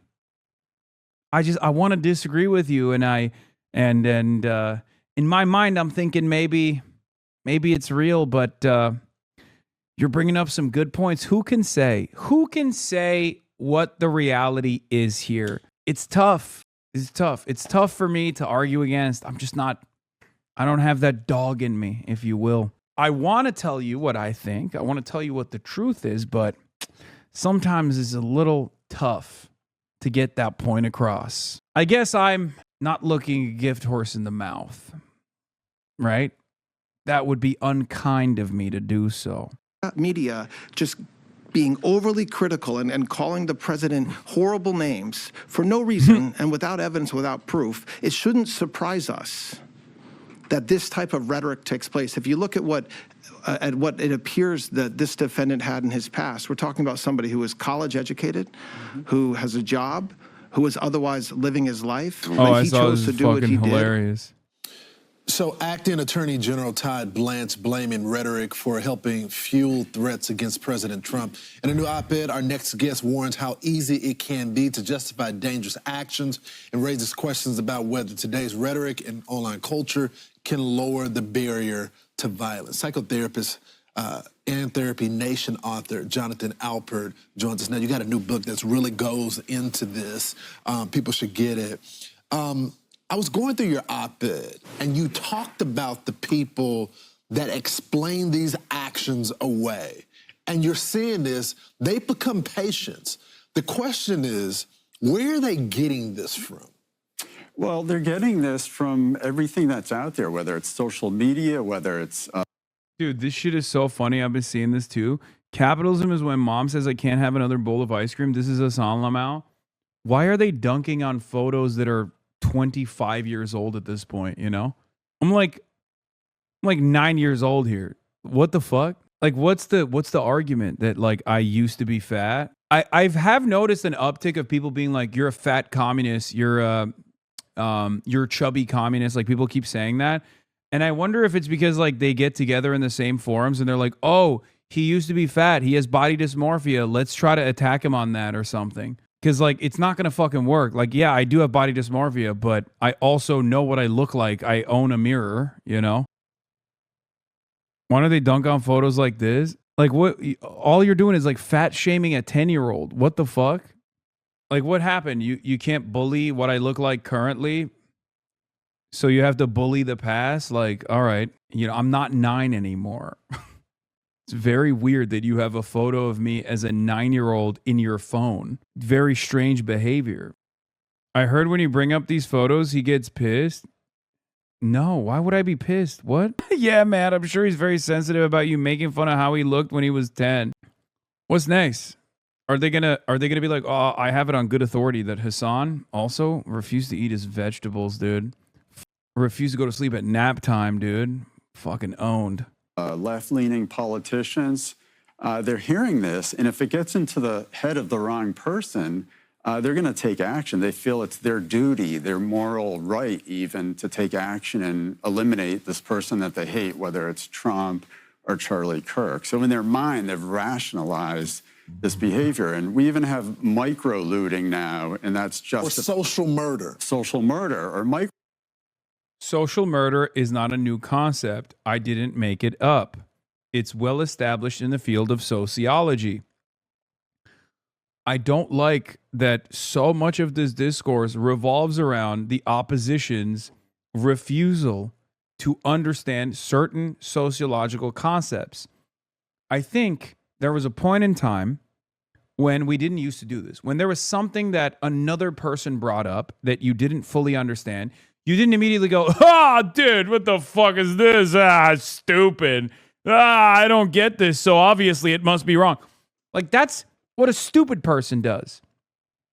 And at least for the longest time, there was a level of shame in being stupid when people didn't wear it on their fucking sleeves. Okay? Nowadays, people treat stupidity as a virtue.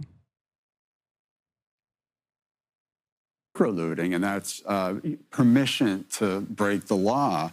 And to me, it's absolutely crazy. And I wouldn't be surprised if we have therapists in this very city who approve of that, their patients doing that.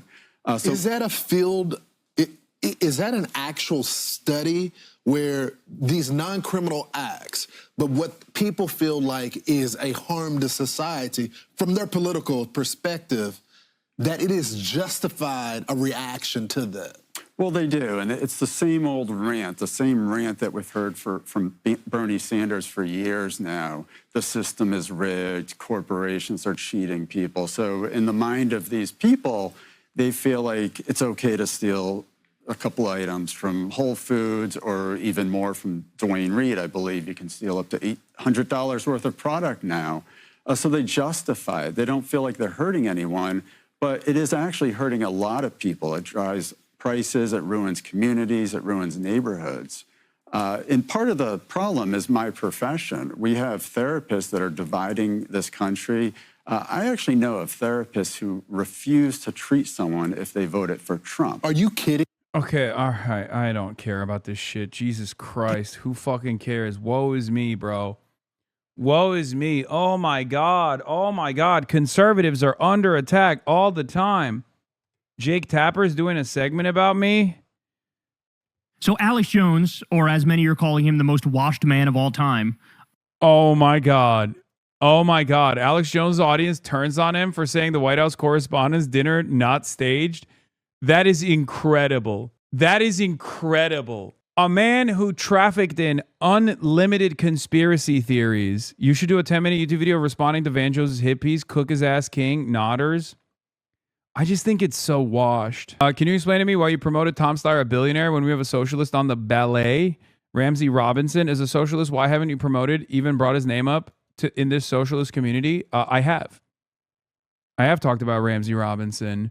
Unfortunately, Ramsey Robinson has no viability whatsoever. Like, I've made it very clear when I talk about elections, I make a very pragmatic calculation. It's not ideological loyalty that I have. It's about who the most viable leftmost option is. It's not dissimilar to, for example, when people say, why don't you promote the Green Party? Why don't you promote Jill Stein in elections? Well, there's different reasons for why I don't do that, but yeah, it got the Van Jones video has 62 views on YouTube, man. What do you mean? You want me to do a fucking Van Jones piece? 18 hours ago, 64 views. You want me to fucking cover this? This man got paid $100 million, was given $100 million by Jeff Bezos. God knows how much money Israel is paying him to do this shit. Okay? It's hilarious. What a grift. It's great. It's wonderful. I mean, let him milk these people fucking dry. continues in his decline into complete and utter irrelevancy. He came out after the alleged attempted White House Correspondents' Dinner shooting, and he said the following. Ready? Everybody's asking me whether or not I think the shooting at the White House Correspondents' Dinner last night in D.C. was staged. The long and short of it is no. So the man who every single mass shooting that's happened in this country for decades, everyone, false flag, Obama's trying to take your guns even though he never took your guns, false flag, it's all false flag, it's all fake, it's all the Bilderbergs, it's all the Illuminati, they're all working together, they're all trying to, they're interdimensional demons are trying to grab a hold of your mind and change your mind and make you accept to live in Hobbit homes like Agenda 21, and everything's fake. Everything is a conspiracy, except when there's actual evidence of a conspiracy. And then it's, no, this one's actually real. Why? Because Trump's involved, and I still suck Trump off, even though Trump hates me and threw me under the bus. Yeah, too many of the D.C. police, Secret Service, all of them involved. The very small percentage of those guys are corrupt. Something like that will right out in the open. A registered Democrat, Trump derangement syndrome, 30-year-old teacher. Everybody keeps saying... This one has the makings of a real... this one has the makings of a real attempt. Unlike every single real mass shooting that had real victims that I lied about. How to get through security? He didn't. He waited until the event was going. Then he charged the metal detectors, barely got through it, and they shot him twice. What is this? Not sure if you remember the arson attack on the German anti-Semitism commissioner at the start of the year, but a predictable plot twist has occurred. Unexpected but predictable plot twist. The arson attack on Brandenburg anti-Semitism commissioner, including the anti-Zionist graffiti on his house, was most likely the work of two pro-Israel business partners and friends half his age. Buettner, an ex-Mormon, ex-Christian Democrat, ex-Free Democrat, ex-cop, had until recently been a member of Die Linke, stylizing himself as a martyr in the battle against left anti-Semitism. Turns out he's probably just a pathological liar. Wow. By the way, Buettner is not Jewish. I remember this like anti-Semitic attack that took place against the Germans. Oh my God, German society is so busted. I was talking to I don't know how much information I can reveal. I was having a dinner with a bunch of my friends, okay, and they were telling me how German society is like insanely and very strangely philo-Semitic in a way that fetishizes Jewish people. My Jewish friends were the ones who were reporting back to me, and that when they actually encounter anti-Zionist Jews, it like bricks their conscience for some reason. Like they don't understand it. It's like unbelievable. And that a part of German society's obsession, some in German society's obsession with Jewish people and Judaism apparently revolves around sometimes dressing up as fetish content, pretty much, dressing up as Jews, like down to wearing like a hook nose and shit, okay? And I could not comprehend it. Like I didn't understand it. And I still, to this day, don't understand, like it's like anti-Semitic. Straight up. I mean, fetishization, philo-Semitism is still anti-Semitism as well, but their guilt around the Holocaust, which, you know, you should kind of feel guilty for, let's be real, has turned into this like collective psychosis and outright admiration. That's the weirdest lie. Burned salami toast. That's a blatant lie. That's the weirdest lie you made up. Hold on. I think there's literally a news report on this. There's an entire... Wait, what the fuck is this? Is a book on it? I guess it does make sense, though. I guess it does make sense. German here, no lie, but there is no guilt in German society. No, you know what it reminds me of, actually? And some people in the chat also brought this up. The fetishization of black people in America. America obviously has a white supremacist culture, white supremacist foundation in its societal formation, right? It's chattel slavery. It's the continuation of chattel slavery is very important in the development of American society. And I think the tendency among racist people to engage in a similar acts is perhaps the closest analog that I can think of.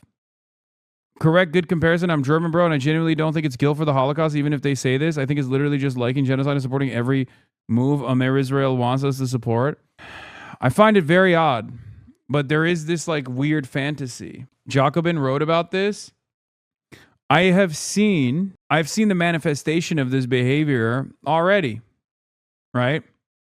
As far as the German attitude towards Israel goes. I mean, that's like one example of it. Why do these German citizens, fetishization of Arabs in Europe is more like it? Why did this guy not respond to me at all? God, Germans are such a strange society. Oh, this is the Baffler article. This is the one guy. German, isn't it? The ceremonial performance of Jewishness in Germany. Okay. Yeah. This is one of the articles I was thinking of. This guy goes to a Shabbat dinner he was invited to, and he realizes he's the only Jew there. I am still waiting for your facts. This is the weirdest lie you've ever made up. Since October 7, German politicians have proposed rescinding the nationality of German citizens, restricting the civil rights of non-EU foreign residents, and limiting the number of children with a... Hold on, Baffler. Stop posting this. German politician credibly accused of harboring neo-Nazi sympathies in his youth blamed the country's anti-Semitism on immigration. Germany's largest newspaper published a 50-point manifesto on what it means to be German. Number 47 reads, Germany has a heart for children.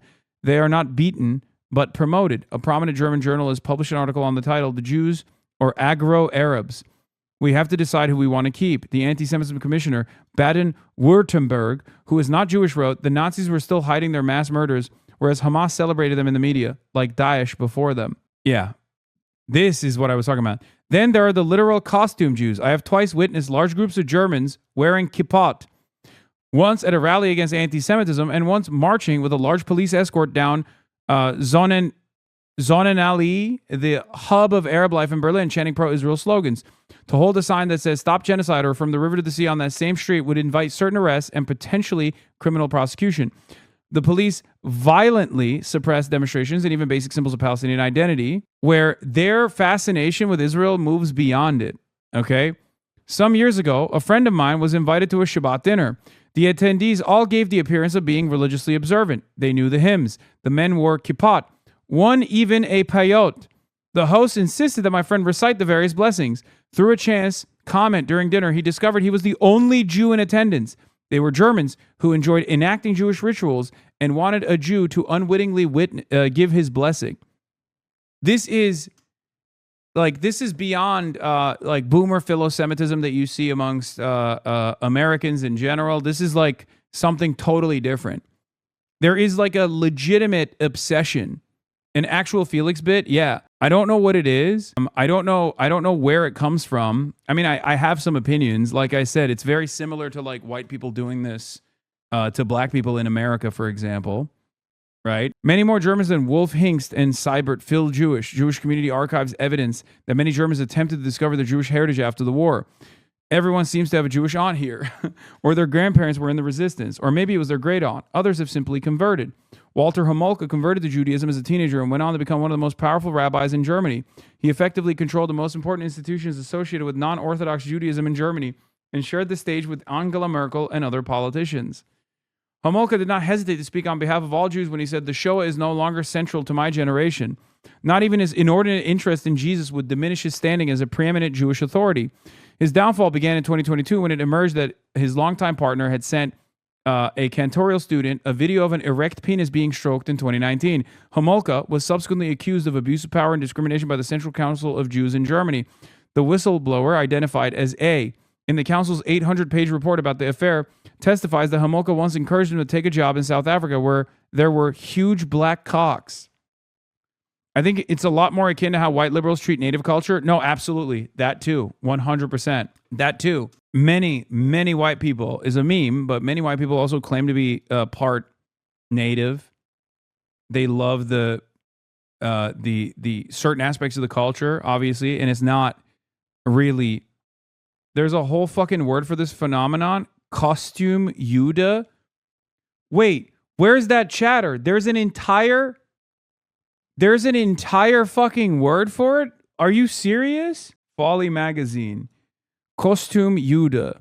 Charlie Goldberg, Alec Kokota's interview. What the fuck is this? Oh, it's from the interview, the Baffler interview. You used to live in Tel Aviv. You live in Berlin now. What does Jewish life look like in both of those cities today? What does American Jewish life look like? Speaking about Jewish life in Tel Aviv is a bit of a misnomer because walking down the street is Jewish life in some ways. American Jews in Israel tend to be extremely right-wing and tend not to be in Tel Aviv. They gravitate towards Jerusalem and the settlements of the West Bank. And in Tel Aviv, you'll meet some kind of suspicion usually around being an American Jew. There's not really a left-wing scene in Tel Aviv anymore. It's the same 100 people at the protest. They all know each other. Israeli leftists are all moving away now, as far as I know. They have a bit of a suspicion around American Jews because of what they regard as America's support of Israel. And they all have a really simplistic view and formulation of American Judaism. Their formulation comes from Americans who come through Taglit, birthright, free trip for diaspora Jews to visit Israel. Yeah, but that is a certain fascination. This is an intersection point for the Israeli men. They develop a certain view of America based on sexual experiences on birthright. It's quite different for the women who go on these things. Did you find, when you were there, that the left-wing scene was more lively than it was today? Have they continued to move to Berlin? I don't know what an Israeli left-winger is anymore. My ex-wife is one, for example, but she's quite rare that she's held on to her principles since October 7th. Her cousin is a hostage in Gaza, and it still didn't sway her to give up on leftist principles. She votes for Hadash, left-wing, mainly Arab anti-Zionist party in Israel, my goats. And my friend Nimrod Flashenberg, who used to work for Hadash, his wife Tamar, is in the same writing group as me. I see them quite a bit. But overall, I don't think the leftist Israelis are coming to Berlin because Berlin is not what it used to be. I think it appeals to a certain kind of Israeli, but not the left-wing one. I don't know where they're going, to be honest. What kind of Israeli does it appeal to? The kind who wants to get fucked up in a club? Even that, I think, is going. Okay, this is just like Israeli Jews and how they feel about like Berlin and shit. There was a moment after the essay came out. Expats in Berlin, which will address some of this, and that'll get to it, I think. Also, Axel Springer, fetishizing Jews. Wait, how did I get to this? How did I get to the concept? Yeah. In the eyes of many German critics, Wolf's greatest sin was to argue, in the guise of a Jewish identity, that supporting a boycott of Israel is not necessarily anti-Semitic, even though he did not support such a boycott himself. Wolf was subsequently castigated as some costume Jew, costume Jude, by Germany's largest Jewish and Gentile newspapers. He's been called an aspiring key witness Jew. First of all, there's something very strange about hearing the word Jewish in German.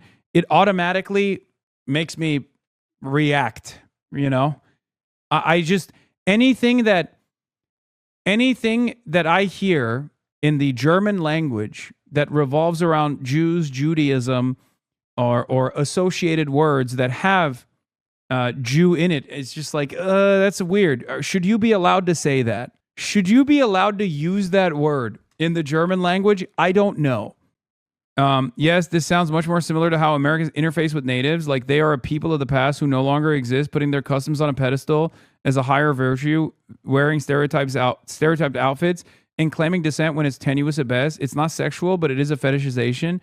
Yeah, but also, I mean, yeah, I guess you're right about that. You're right. But the reason why I also compared it to like, yeah, you're right. I think it's a better analog. White Americans in the aftermath of the indigenous genocide adopting like some of the cultural signifiers of the natives, Tomahawk missiles, right? Apache helicopters, things of that nature on top of everything else. Contra, Wolf's complains about German. This is a language with astonishingly nimble capacity for creating neologisms for the word Jew. What the fuck?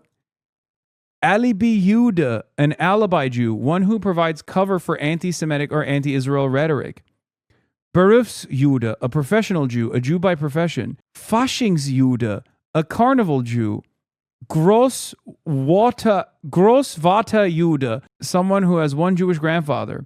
Kostümjude, a costume Jew. Kreuziger Jude, a key witness Jew, providing testimony for anti-Semitic or anti-Israeli rhetoric. Meinungsjude, an opinion Jew, or a Jew by opinion? Modejude, a fashion Jew or fashionably Jewish? Are you reading slurs? I understand why that it comes across like I'm reading slurs, but no, we're reading an article about like German culture's weird obsession with Jewish people. I love you and your proportionally sized head, Hasan, but we got here because you read this dumb motherfucker's chat messages. They have not chatted again. Maybe they're actually listening. Who knows? But that's how we got here. Yeah, this guy said I was lying. I was making this up. You always talk about Israel. Could it be you yourself are an Israeli Muppet?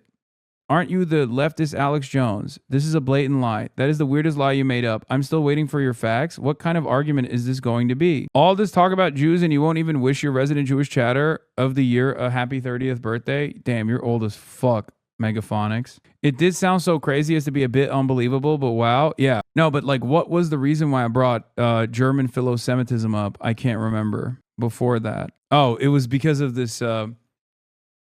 German guy who's like the anti-Semitism czar, setting up a fake hate crime against himself, even though he's not even Jewish. They didn't shoot him, so you're wrong about that too. Again, he shot one of the Secret Service, but the body armor stopped the buckshot.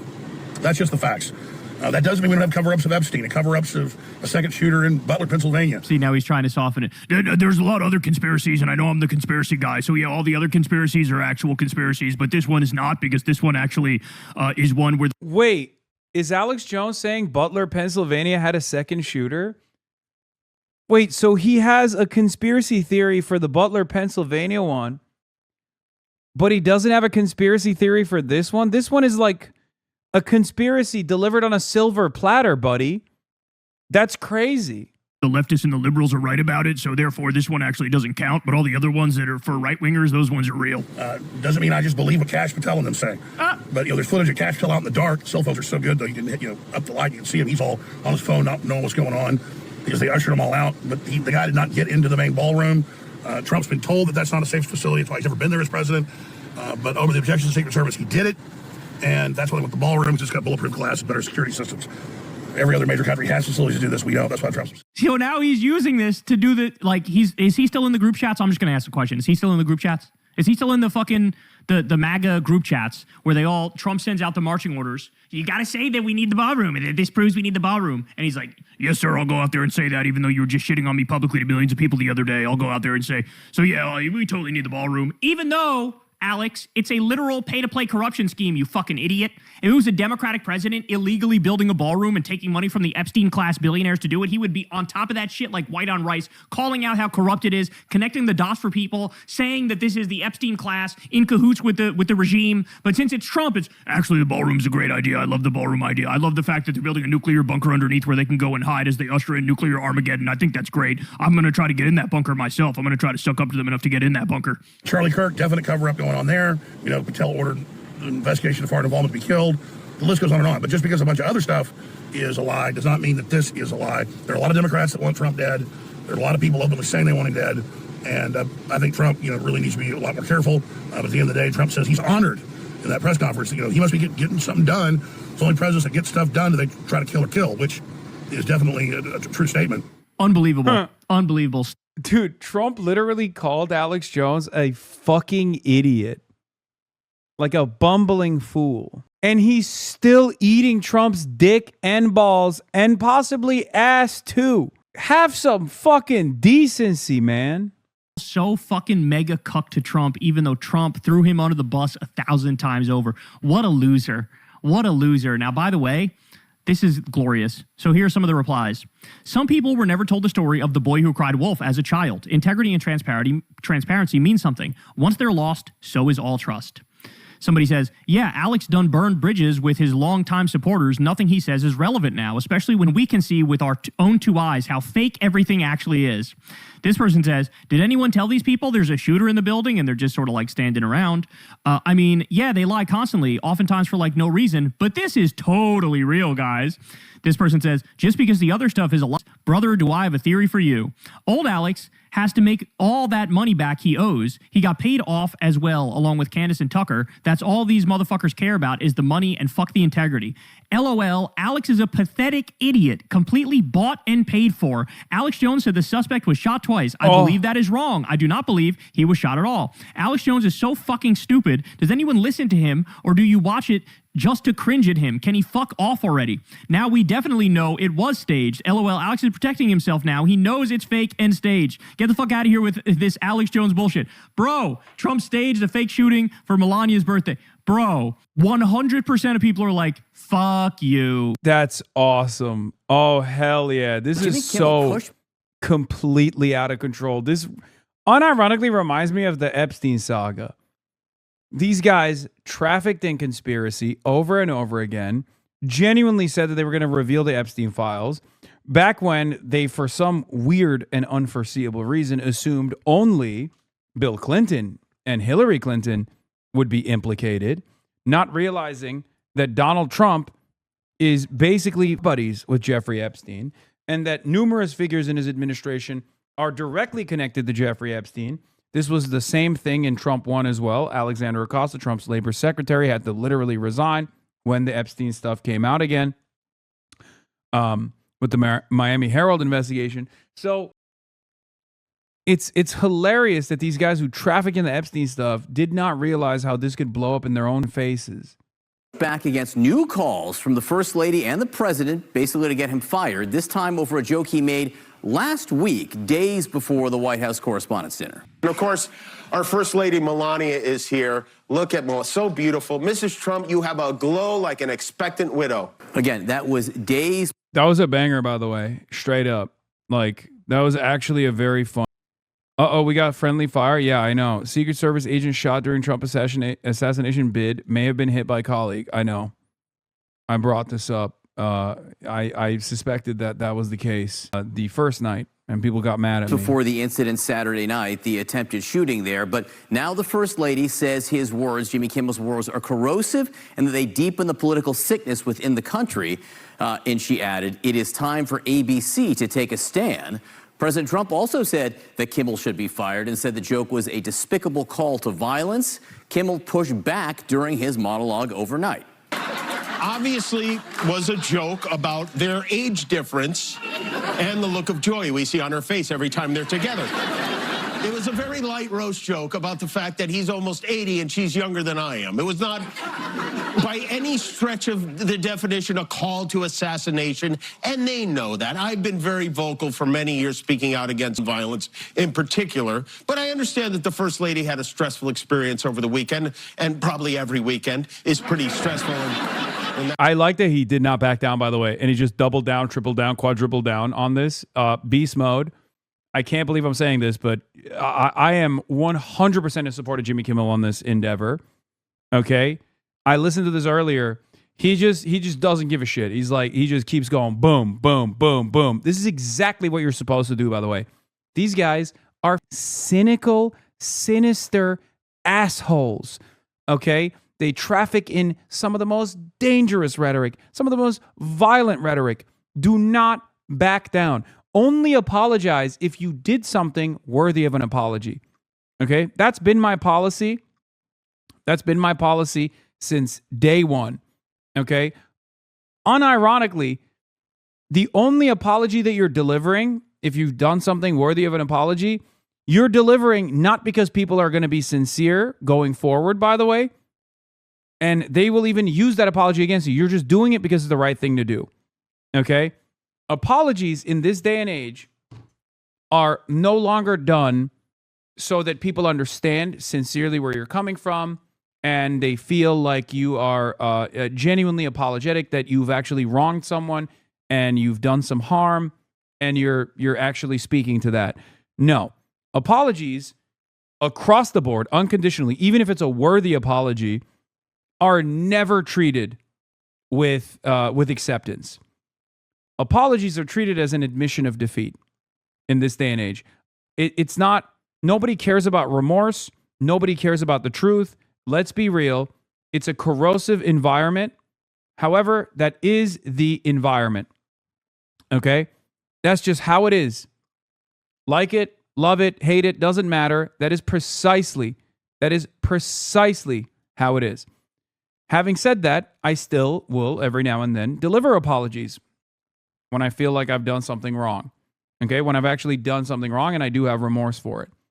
Okay? But I don't do it because I think people are going to turn around and be like, oh, I accept your apology, King, and be understanding. I know full well that people will use it against me. I mean, look at the 9/11 stuff. They still bring that shit up all the time. It doesn't matter. Okay? It doesn't matter. Graham Plattner apologizing for the tattoo. Great. You know? It was fantastic. It was right. It was the right thing to do. It's, ridiculous. But that's precisely the reason why I don't back down when cynical grifters will say, oh, your rhetoric is violent. You're doing this. You're doing that. Fuck you. you. Your boos mean nothing when I see what has made you cheer. Okay? And I'm glad that Jimmy Kimmel is also keeping that energy here. That house. And also, I agree that hateful and violent rhetoric is something we should reject. I do, and I think a great place to start to dial that back. Why are you in New York City? I'm in New York City because I have to attend an event. As a matter of fact, I have to go fairly soon. And I'm doing a bunch of other stuff while I'm here as well, like interviews and things like that. Would be to have a conversation with your husband about it, because All right, with us this morning, CNN Media. Dog, that's a Rick and Morty quote. Shh, shut up. Shut up. I know it is, but no one else, but it goes hard, okay? We don't have to admit that. Media analyst Sarah Fisher from Axios and CNN chief media analyst Brian Stelter. Brian, let me just start with you. Jimmy Kimmel, to my eye, didn't look particularly nervous last night as he was delivering that monologue, and it was notable that he was there at all. ABC didn't step in to take him off the air. It absolutely was. Yeah, they've done that before, kind of. My indication, Disney's being tight-lipped about this, so on the record, nobody there is saying anything about Kimmel. But my sense, talking with sources, making calls overnight, is that Disney is absolutely standing by Kimmel. And you can see that because he was on everyone's television sets last night. But more importantly, behind the scenes, there have also been signals to Kimmel and to his team that the company is with him, that the company is not wavering, that the company is not going to try to knuckle or maybe cower in the face of Trump's pressure. And that is, of course, notable because of last fall, because of Kimmelgate last fall, when he was yanked from the airwaves. The reason he was yanked from the airwaves back then was in part due to local stations with cozy ties to the Trump administration that yanked Kimmel's show locally. The big difference in this case, John, is that those station group owners, Nexstar and Sinclair, they haven't done a thing. They haven't said a word. I think they learned last time that it was a mistake to pull Kimmel, and so they're not doing it this time. So we're seeing a big difference in the power dynamics here. Frankly, John, Kimmel has all the power this time. Sarah, how do you see it? And I think just remind our viewers of the relationship between the federal government and a broadcast network like ABC. I agree with Brian that the dynamic is very different with the local broadcasters, especially because one of those broadcasters, Nexstar, is currently trying to do a big merger, and they're going through a lot of sort of court and litigation filings to be able to get that done. And so for them, they're not trying to put themselves in another position where they have to deal with another sort of legal battle when they're trying to get a big deal done. I think broadcasters are very vulnerable to these types of attacks from the president in this administration because the FCC, the Federal Communications Commission, has jurisdiction over broadcasts. They don't have jurisdiction over internet properties or cable networks like CNN. And so for ABC, which is just one subsidiary in this broader ecosystem that is owned by Disney, they make their parent company more vulnerable to any sort of deals being stopped or probed or evaluated simply by existing as a broadcaster. That's why, John, you saw ABC and CBS settle lawsuits with the president, but not print publications, which aren't regulated as closely by the federal government, like the New York Times, the Wall Street Journal. I want to bring in CNN political analyst Michael Singleton and Sochi Hinojosa. I'm glad to have both of you here. All right, look, you know full well that this was asked of by the president and the first lady. They were offended by what he said. It did take place 2 days before the White House correspondence, and we know, of course, what happened on that occasion. Sochi, what's your reaction to Kimmel's essentially pointing the finger back and saying, I think this should be a larger conversation, Mr. President? Well, I think there has been this larger conversation over the last 24 to 48 hours about political rhetoric. And I do think I'm glad he was able to address it. He was talking about his age. Nobody wants anything to happen to this president or.